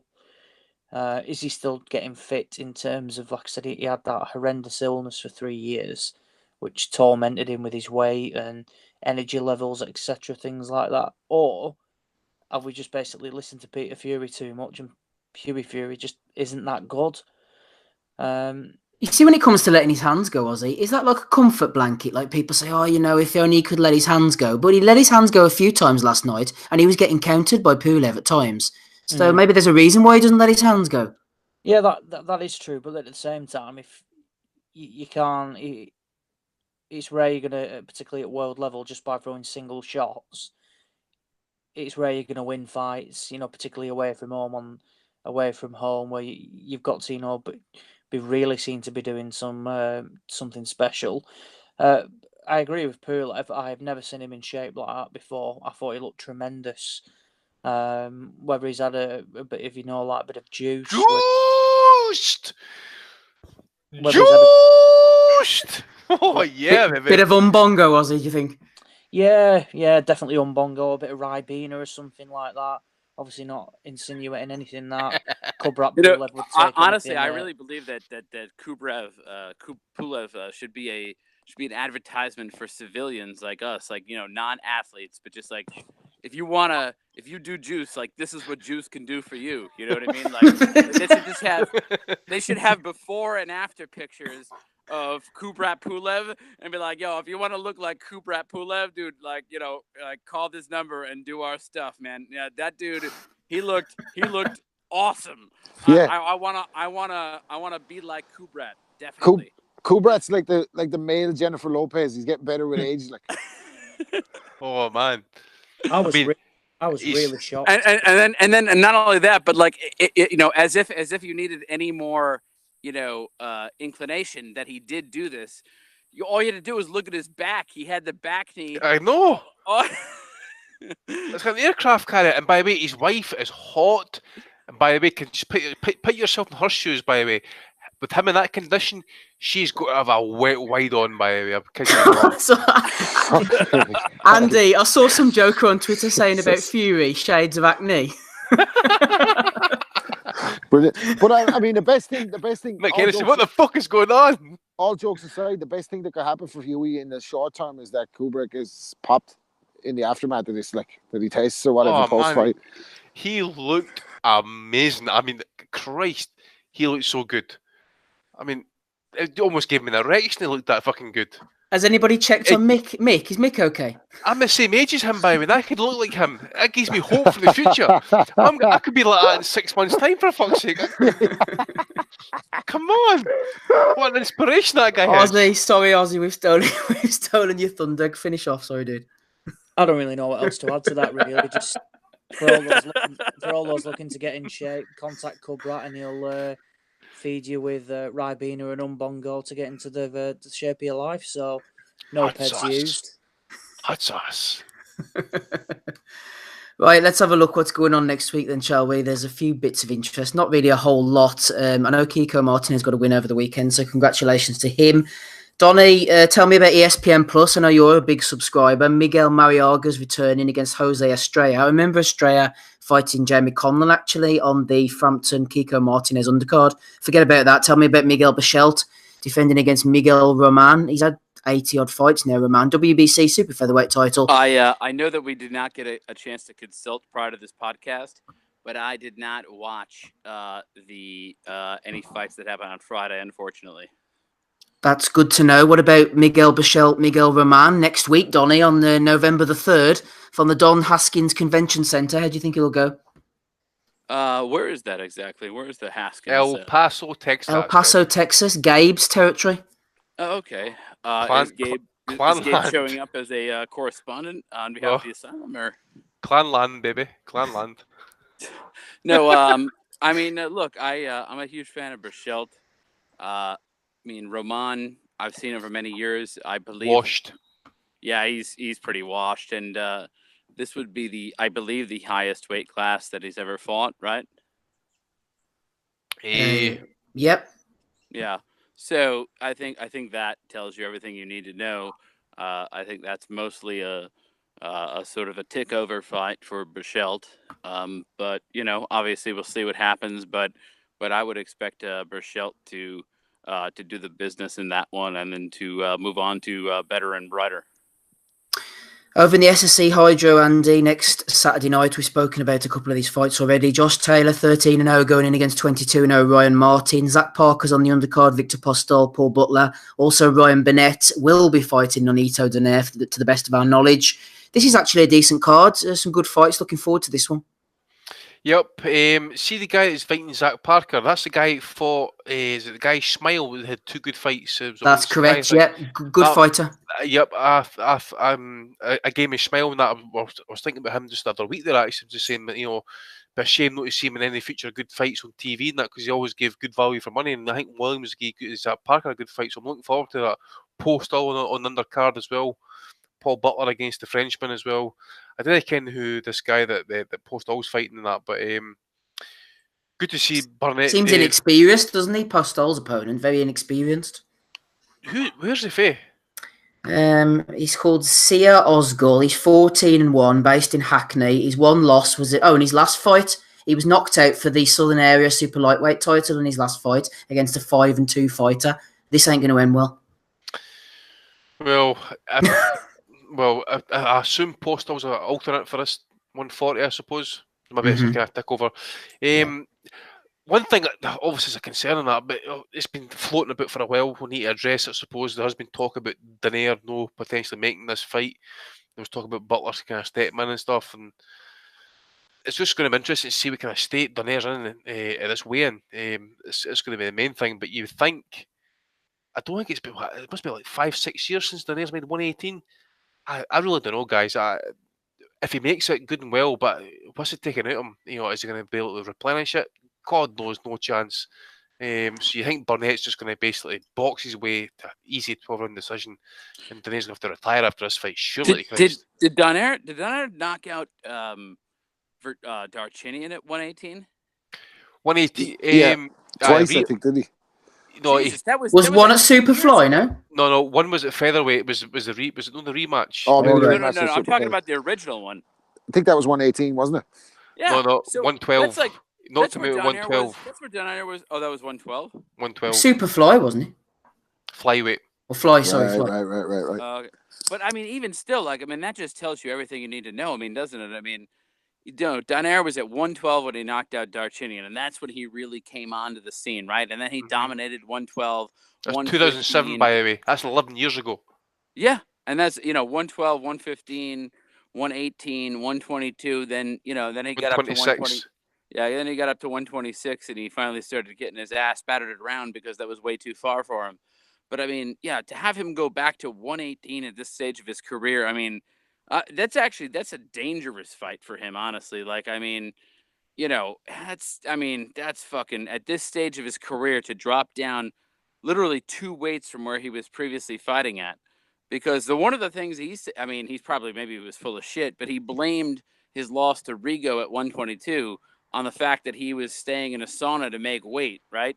and that's why he moved up to 126. Mm-hmm. So then, all right, and then he gets battered around there by the likes of Nicholas Walters and others, and and so now he's going back to 118. Man, this is going to end badly for him, and he should really. I mean, he's made enough money. He's made more than enough money. I mean, this is the saddest kind of fight. I mean, I really hope that we see, like a resurgence of Donaire. I would love to see him in a great fight where he really has a chance. But all of the sort of the indicators would suggest is that this is not going to end well for him, and it's going to be really sad. Donnie's right, isn't he, Andy? Yeah, absolutely, mate. I mean, I just pulled up his record there. Actually, I mean, I'm trying to think. 2007, as I said, was the Victor Chinnian fight. That's 11 years ago. Donnie's right. I mean, that's when he first burst onto the scene. He's been in 122, I think, was Jesse Magdaleno fight. He looked awful in that fight. I mean, he's just going to be he's surely going to look like a skeleton in this fight. I'm trying to be kind of polite about it, but he can't be looking good. I remember, I forget what fight it was. I think he was still at 180. It might be the Montiel fight. We did that HBO, that 2-day follow thing and stuff like that. I'm sure he was in the bath, literally like 2 hours before the weigh-in, trying to kind of strip the last ounces of him. He looked like shit trying to make that weight back then. It's just he can't possibly going to put up any sort of Plus, he will put up resistance, but what I'm saying is he's not going to put up resistance to a point that he's going to be competitive. Plus, you have to factor into consideration the fact that Nonito has always voluntarily tested 365, so he's not going to be using any spooky meat or anything to drop the weight. Yep. He's going to be trying to do it legitimately.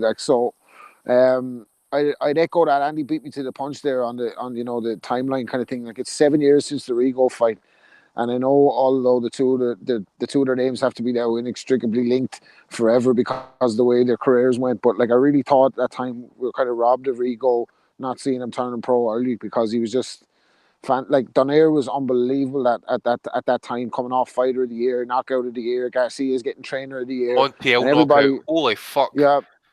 Like, seeing fellas' souls leave their body like before they hit the deck, he was icing fellas like, and I think he'd still carry that power. But I think he showed in the Frampton fight he's still competitive. But like, getting down to 118 now at this stage, especially older, especially being a clean athlete, like, I think everybody's right to be concerned about him. Like, but he will have power still, and he will be able to punch still, and he's shown he's still a good fighter in that fight against Frampton, even though Frampton kind of dominated him. He gave him trouble in little parts and little fits and starts, so he's still a very good fighter.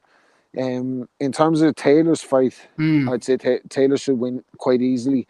And I think it's kind of understated his win against Postol, like, because Postol's a live dog. For anybody at 140, Postol's a live dog. Like, a lot of people have Postol favourite to beat Crawford, like.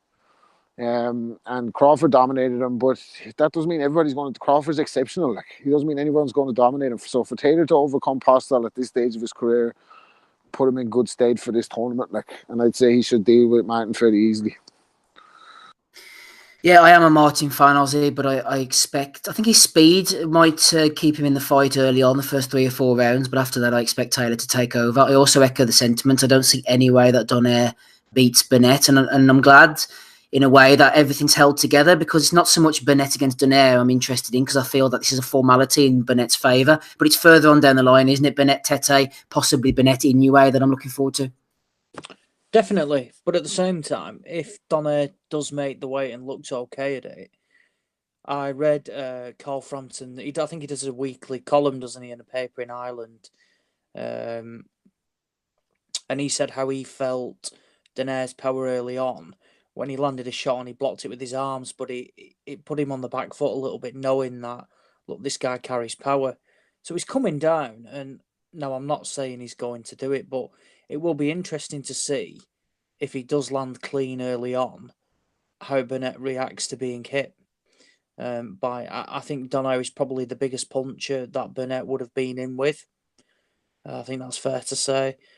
But at the same time, I suspect Burnett will put in I think it will be a relatively dull performance, because he will negate anything Donaire offers and box to a routine decision win.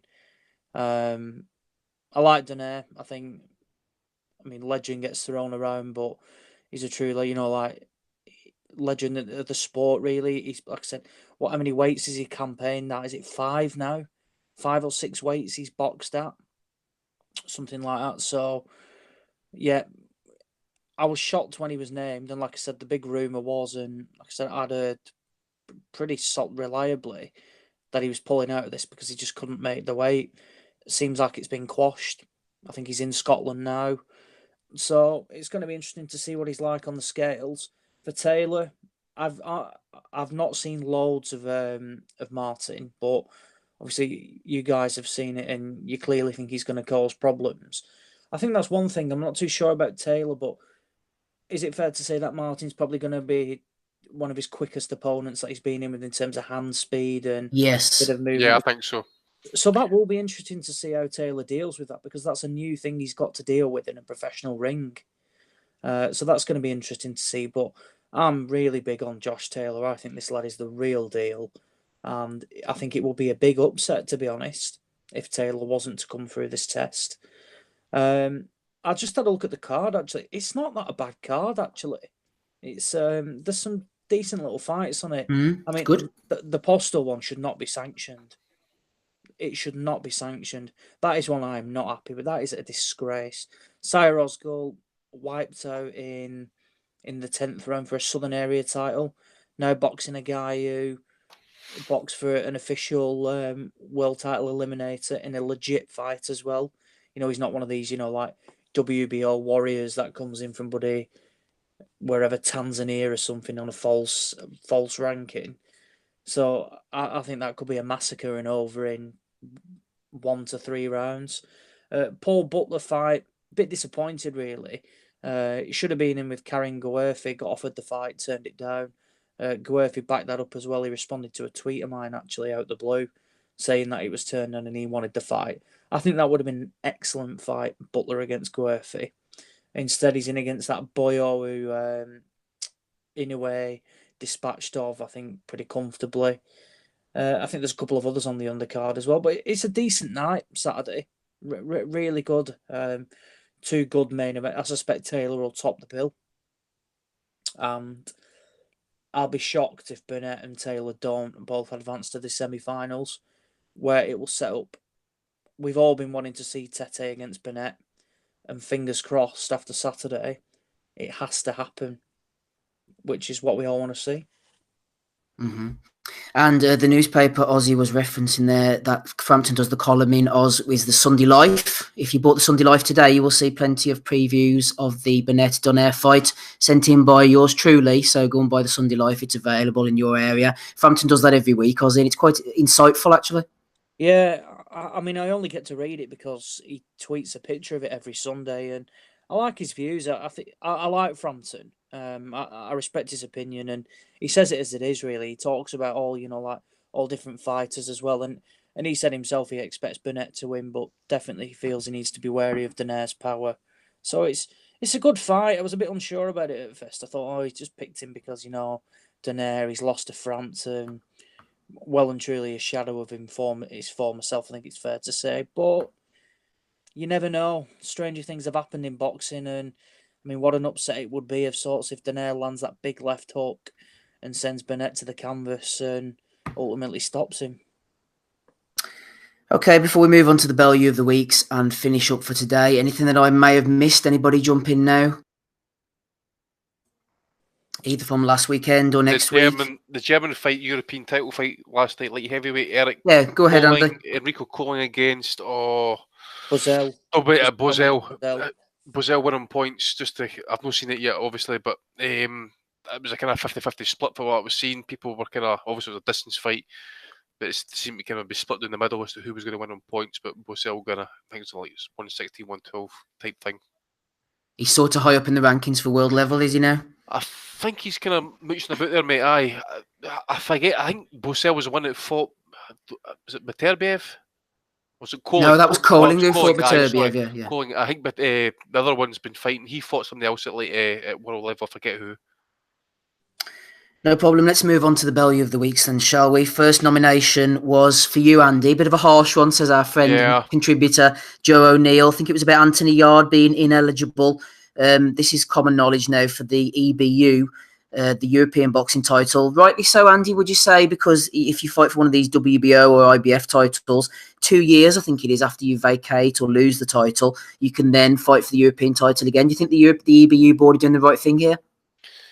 I really don't know, mate. I mean, it's just like you see all these titles floating up all over the place. You get like that IBF East-West Asia or East-West Europe title type pish. I mean, Christ, try to keep up and track with this pish. As I say to the guy who flagged it up, that I kind of like keep eye on the WBA and stuff like that. But I'll take up that. I mean, I suppose if I'm in this sphere of talking about boxing, that I should know about this type of shit. So I throw me up for it. I'll take the L, so to speak. And you'll take the L. You're not the only one. We're taking L's all weekend. Dave has been nominated from Chad Hogan, responding to the Jacobs card. What's with the weak card, Eddie? That's not your style, says Dave. Value of the week, says Chad. Leon Knight, I think he's a former footballer, was talking about the Usyk Bellew fight, and he said when that left hook from Bellew catches Usyk, the fight will be over. Tony Tucker, I don't think it's the actual Tony Tucker jumped in. Bellew is a much better boxer than people think. This is a 60-40 fight in Bellew's favour, says Tony Tucker. Obviously, he took a few too many punches over the years from the likes of Mike Tyson. It wasn't him, but it's another Tony Tucker. So there you go. Terry. I thought it was the real Tony Tucker. No, it's not the No, it's not the real one, Rob. It's not the real one. TNT, baby. TNT. Good fighter was Tucker back in the day. Anyway, Terry has nominated someone for talking about Eddie Hearn being a good fighter back in the day. Mike Boxing has nominated Frank Smith from Matchroom. We're seeing a lot of him these days. Simon Alavia has nominated Adam Smith from the Sky Commentary team. Some of his lines during the Tommy Coyle fight. Of course, I was away last week in Boston, so I didn't hear any of this. I was watching Tommy Coyle fight Ryan Kilzewski, I think it was. Adam Smith, anyway, said they'll be besties, blood brothers for life. The respect, the bond. You can imagine Christmas cards being exchanged. It's a bromance, friends forever, said Adam Smith. Apparently, he was going quite deep on that. Danny Flexen has nominated Aaron Clates for talking about Usyk. 15 fights against 15 bang average fighters in boxing's worst weight division. Then again, I bet you put your mortgage on Hay beating him as well, says Aaron Clates, talking to somebody else. 15 fights against bang average opposition. I don't know what you've been watching, Aaron. Anyway, Thrillo was nominated. The champ side. What else have we got here? Oh, yeah, Heavy D. Anybody know who this Heavy D is who's been trolling Carl Frampton? What's this all about? He's some guy for like, is it Storage Hunters or something like that? I don't know who he is. Some cockney arsehole who tries too hard to be like Ray Winston. Go on, get it down, you son. Whatever fucking accent he puts on in that. Just absolute fucking Z-list arsehole. Not to be confused with the late rapper, rest in peace, Heavy D. No, he's some one of these Towie characters or something, isn't he? He's been on Big Brother and all that. Like, he's real prat. Took the words out of my mouth there, Rob. Donnie's not a fan either. He's a banter king, according to Heavy D himself, and he has backup. Isra Nazir jumped in. Barry, as in Galahad, is all wrong for Frampton, and deep down, Carl knows it. Let's see if he vacates and avoids yet again. Joe Thackeray nominated him for that. Walks has been nominated by Chad Hogan. Chad took a bit of an L on this, actually, old Brian King. The conversation went on and on. Andy, are you getting tagged in it as well? Apparently, I think it was actually Brian who ended up being nominated for Bellew of the Week. It's long, isn't it? It was to do Garcia, Errol Spence. It's to do with Garcia going up to fight Errol Spence, and people think he's going to get murked and iced, and that's absolutely fine. I know people got their opinions, and he fought at featherweight and all that sort of stuff, and Spence is questionable, but he's a mutant at welterweight. But if Garcia, as I say, look, okay, Spence is going to be heavy favourite. You're going to be an idiot to fucking say otherwise. But Garcia's a good fighter. He's fucking very good at the basics. And can we just say this? If he wins this fight, he better get all the. I'm a big detractor at some points of Garcia, but if he wins this fight, what a fucking win it's going to be for him. Mm-hmm. You know, he's going to admit he could legit say that he's one of the greats. He could honestly say that because he's gone up all through these weights. If he comes back down the weight and beats Spence and fights Lomachenko and wins that fight, come on, the fuck! You know, this is how greats are made. Yep. You know, Duran, Leonard, Armstrong, fucking Wally Pep, Roy Jones, James Toney, they all went up in weight. Bernard Hopkins, Oscar De La Hoya, they all took the risk. And if he pulls it off, my Christ, you got to give him his due. Yeah, if you're not pumped for that fight, then what? You know, yeah. There's a time when Mikey Garcia was the next guy next to Floyd before Exactly. Lomachenko burst on the scene. He was the guy. Donny said, Rob, that he was the heir apparent to Pacquiao. I laughed at him. I'm saying to myself, okay, fair dues. Oh my fuck! Can you imagine he pulls this off? Even against his only rocky moment, really, for me, was the Salido nose break, where I thought Robert Garcia made an executive decision and got the fight stopped on the technical decision. Because Salido was, Salido, he'll come again, he'll keep coming. But the technical ability of him in the shots that he was executing on Salido, and Martinez and the likes, like, he was just sensational. And then he had that time where he Andre Warded it, and he wanted out of his contract and he wanted to get bigger money. Fair enough. He's one of the best guys in the sport. Maybe that's his attitude. I'm one of the best. I want to get paid the same as the best, the same as Andre Ward with the Rock Nation thing. I can understand it. If they're the best in their craft, they want to get the most money. But, like, there was a time, and then people went sour on him over the layoff because people get too invested in the politics and they go sour on guys, like, and he's take maybe a couple of easier fights since he came back and he didn't knock out Broner and blah, blah, blah. But there's rumours circulating a lot these days. I was just going to mention that Spence is heavy on the drink. And like that, you know what I mean? That does not bode well to be an athlete at the highest level. And I don't know if there's any stock in it. Maybe it comes down from that time with the Barclays where they're all twisted on camera, him and Javante and whatnot, and he can't. That interview we discussed previously, where he couldn't add up the years and that. Like, so if he is drinking and abusing his body, then it makes the fight even more intriguing. Like, as I say, I didn't want to be like kind of hating on people and stuff. I just think you got a guy who is like class as one of the, like, he's been spoken about as like a pound for pound fighter. He's a multi-weight champion for what it's worth. Okay, he's never unified, etc., etc. But he's wanting to step up. People are anointing Spence as a great fighter, but he's inactive. As Rob says, is questionable kind of antics outside the ring, drinking, mixing about with fucking Javante Davis. For fuck's sake, that little rodent. You just don't know. Garcia's fucking, he might not carry the weight well. Okay, I'll give him that. He does look kind of pudgy and soft. He has gone up another weight division, but he doesn't need to come in at 147. He can come in light and just take it from there. And but he's going up. What happens? What happens? I know, but what happens if Spence maybe tanks the weight? We all know he's tight at 147, or maybe he is. I'm not saying he is, but maybe he is. He's massive for the weight. He could tank it. You just never know. Yeah, I mean, yeah. So Spence may be tight at the weight. Also, I mean, Garcia has already fought at 140. You say maybe he was pudgy. I thought he looked okay, to be honest with you.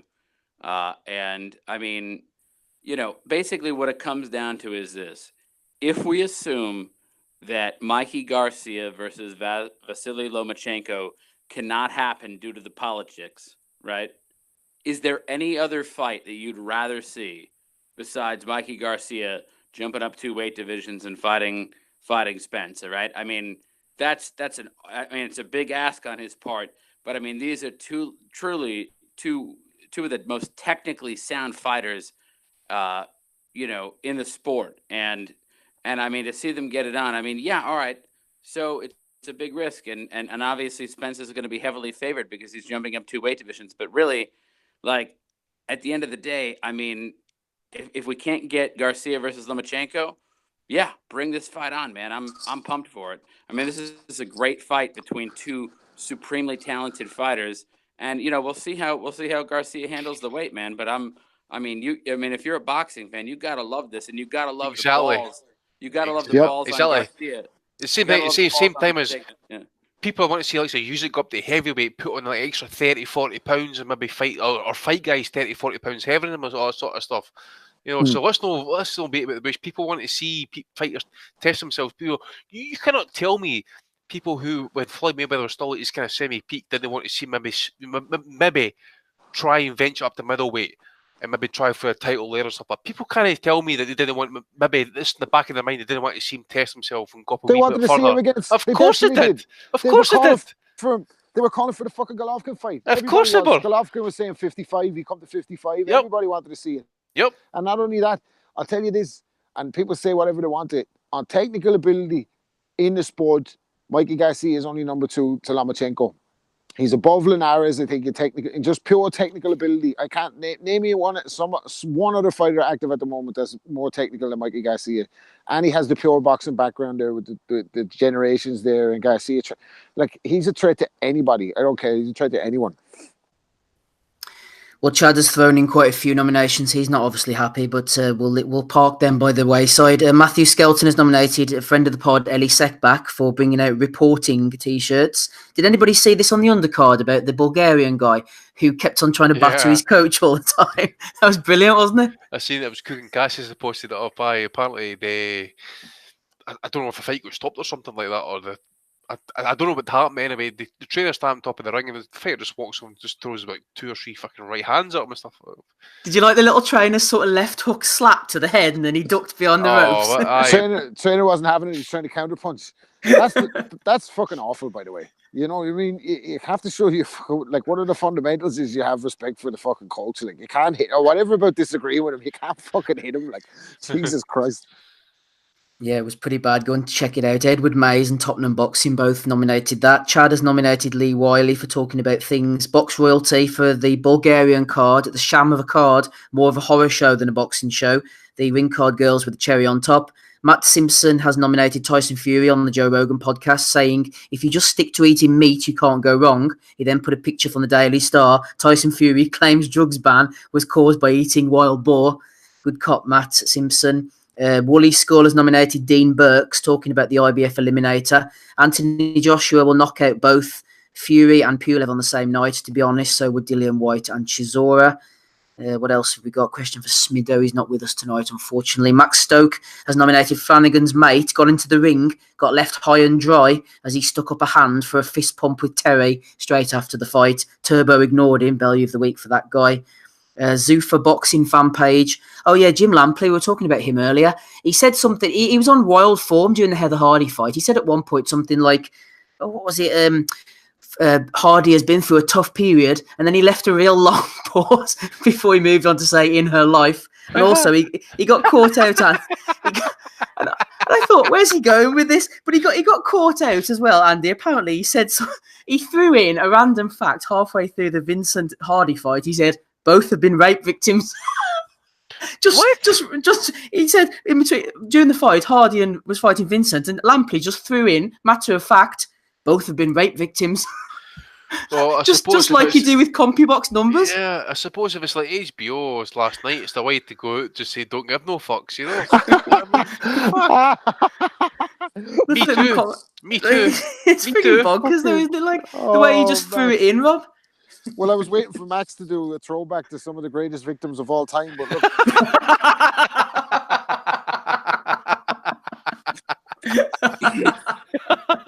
No, I'm really get the YouTube channel back. That's a belter. Right, okay, move on from that, Steve. That was worth getting banned for, Rob. Well done. Steve, come on, move on, baby. Right, we're glad let's to have go. you back. Let's go. Punch and get out, as Mills Lane used to say, punch and get out. Punch it out. NFFC 900 has nominated Clough Goat. That was Richard Steele, value of the week for me. That was actually value of the week for you. Value of the week for you. Rob's fair, but he's firm. Clough Goat, trust me, Huey will have an easy night and then will be avoided by Joshua. Belly of the week, Sam over at our friends at Against the Ropes Boxing has nominated Joshua Buatsi. Last night at ringside, Buatsi he said that Isaac Chamberlain reminded him of James Toney, maybe after a few burger and a pint, says Sam. Yeah, Isaac Chamberlain is no James Toney. That's all the nominations I've got, guys. Any coming from you lot? Yeah, I remember Dave Lee posted this video up of Barry Hearn talking about Herbie Hyde. I'll just play it on the phone just now. He's done a wonderful job on Herbie. We've got the talent. Herbie Hyde now will develop into the greatest heavyweight fighter this country, perhaps the world's ever seen. I said last week, we're at the dawn of a new era of heavyweight boxing. Everyone said, he's biased. This is what we've seen. This is the second coming. This is the second coming of Ali. Watch the style. This is heady stuff, Barry. How do you think he compares, say, now with Lennox Lewis? How would that go? Oh, listen, Lennox Lewis would get bashed out. Lennox Lewis wouldn't last 5 rounds. It's over. Oh, that's a belter, that is. Oh my! Well, Where did you dig that out from? It was Dave Lee. I'll post it in the chat. Think how Herbie Hyde would have fared on the current roster though, with his temperament outside the ring. He'd be a brilliant table flipper. Oh, he'd be in his element, wouldn't he? Flipping Could the you tables imagine? all Oh, over Yeah. the head place. behind it. Oh, what? Who had he just beaten? I wonder. Whenever Barry made those comments, because they were in the ring, weren't they? After a fight.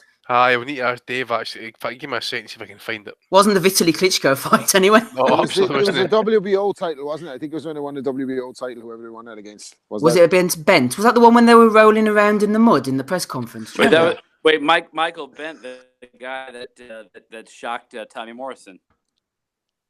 Was that the same guy? Let me just check. I don't want to get this wrong. Michael Donnie. Bent knocked down Tommy Morrison 3 times. And That's right. Morrison was supposed to fight Lewis in the next fight, wasn't he? I had a That's joke. right, and, I had a joke about another guy who might have shocked Tommy Morrison as well, but we better move on. But the thing is, they only end up getting like floored like 7 times a right bowl or something like that. No, sorry. I think was it? Oh, he did beat Michael Bent. He knocked out Michael Bent in 1994. You're quite right. And then he went over to Las Vegas, and then, like you say, Andy got knocked down about 7 times. Every time Bo even sneezed on him, he went down, didn't he? But he'd beaten Michael Bent for the WBO title. It was either Bent or Michael Murray. I think it was Bent. They were rolling about, weren't they, in the press conference before? Do you remember in the duck pond and all that stuff? Anyway, maybe I'm the only one who remembers that one. What are we on to? Yeah, that's a cracker. I was going to go for Jim Lampley, but how could you beat that, Andy? What was that, mate? Sorry, I'm just reading this news here actually that Anthony Fowler's just like complaining about this fucking fight that's been made. Kell Brook against Michael Safara, the Australian, and Anthony Fowler's just jumped on this tweet here. Sorry, I wasn't listening to you there. I'm just reading this tweet here. He says, have Matchroom confirmed this? Well, the Box Asylum Nuthouse Podcast will confirm to you right now. It is fucking confirmed, bitch. Yeah, that's right. Sorry. It's going ahead. No, it was Bent and Hyde who were fighting in the streets before the fight, and I was just saying there that Barry Hearn one that you put forward and Dave Lee put forward is going to be hard to beat. I was going to go for Lampley, but I'm going to have to go for Hearn. That's a it's got to be me. I mean, you can see where Eddie gets it from, eh? Definitely. Any other nominations or anybody want to put anything in, guys, before we get out of here? Yeah, the great 50 Cent of Instagram put up a picture of the Heather Hardy Shalito weigh-in and said it's going down tomorrow at the Barclays. I'm going to be there, and his catchphrase is always #get the strap, but he said #get the strap and then did a pause and said on. Oh, Steve, did you get that one for Des Watson about the guy Aaron Clates about music? Yeah, I already read that one. Sorry, but I came across it in my favourites here. Sorry. No, that's it. Right. Anybody else? Barry, we're going for Barry, guys. Any others? Any notable mentions? I like Lampley. I think Lampley's hard to stop on the final night for HBO. I think it's a fitting ending for Jim Lampley's career. On the CompuRape stats. Yeah. Right. I do find the get the strap on one to be pretty good, actually, and it's kind of like a 1970s heavyweight. It's like in any other era that would have won, but Barry Hearn's Harvey Hyde comments have to take the cake. That's an absolute belter. Well done then to Barry Hearn, also to Jim Lampley, notable mention, and 50 Cent as well for throwing one in at the end. Thank you for everybody who's contributed. Cheated, not defeated. Everybody, we'll keep going, trying to work around these problems. But we've put out a pod now for you. We'll get back again next week as well. Whether it'll be live or not, I don't know, Rob. Sorry, Steve. I don't want to hijack the time here or anything, but I just wanted to know what are people's thoughts on the Rogan Fury interview. Have you covered that or? Not really. What do you think? I think he played a blinder, in terms of marketability. I think he came across brilliantly, but he did talk about a couple of things that had me worried. For the fight, the closer the fight's coming, the more I'm giving him a chance based on the way he's speaking. He seems very focused, kind of like he did the first time against Klitschko, and he's the king of mind games. At the end of the day, he could fool us all. But the Ben Davison thing, I just don't know about the experience. He talked about how he hired him, and it was, he sent him up to get some bird's number that was a 10 out of 10, and then he went and did it, and he knew he was going to be the best trainer. I just wonder what that's going to look like under the lights, especially with Ricky Hatton there. I really do. Maybe Tyson has enough natural ability and boxing IQ to get through, but the more I'm reading about Deontay Wilder, dislocate Mark Breland's shoulders from doing the pads. He has 3 pads. He gave one fella that works the body bag. He gave him a hernia. He dislocated another fella's thumb. He punches like a mule. Wow. And I just wonder what it's going to be like under the lights. Anybody want to comment briefly there before we wrap up, guys? Donnie? I mean, all I can say is that the the one time, well, not the one time. I'll say the one time that we've seen Tyson Fury in against a legitimate opponent, right?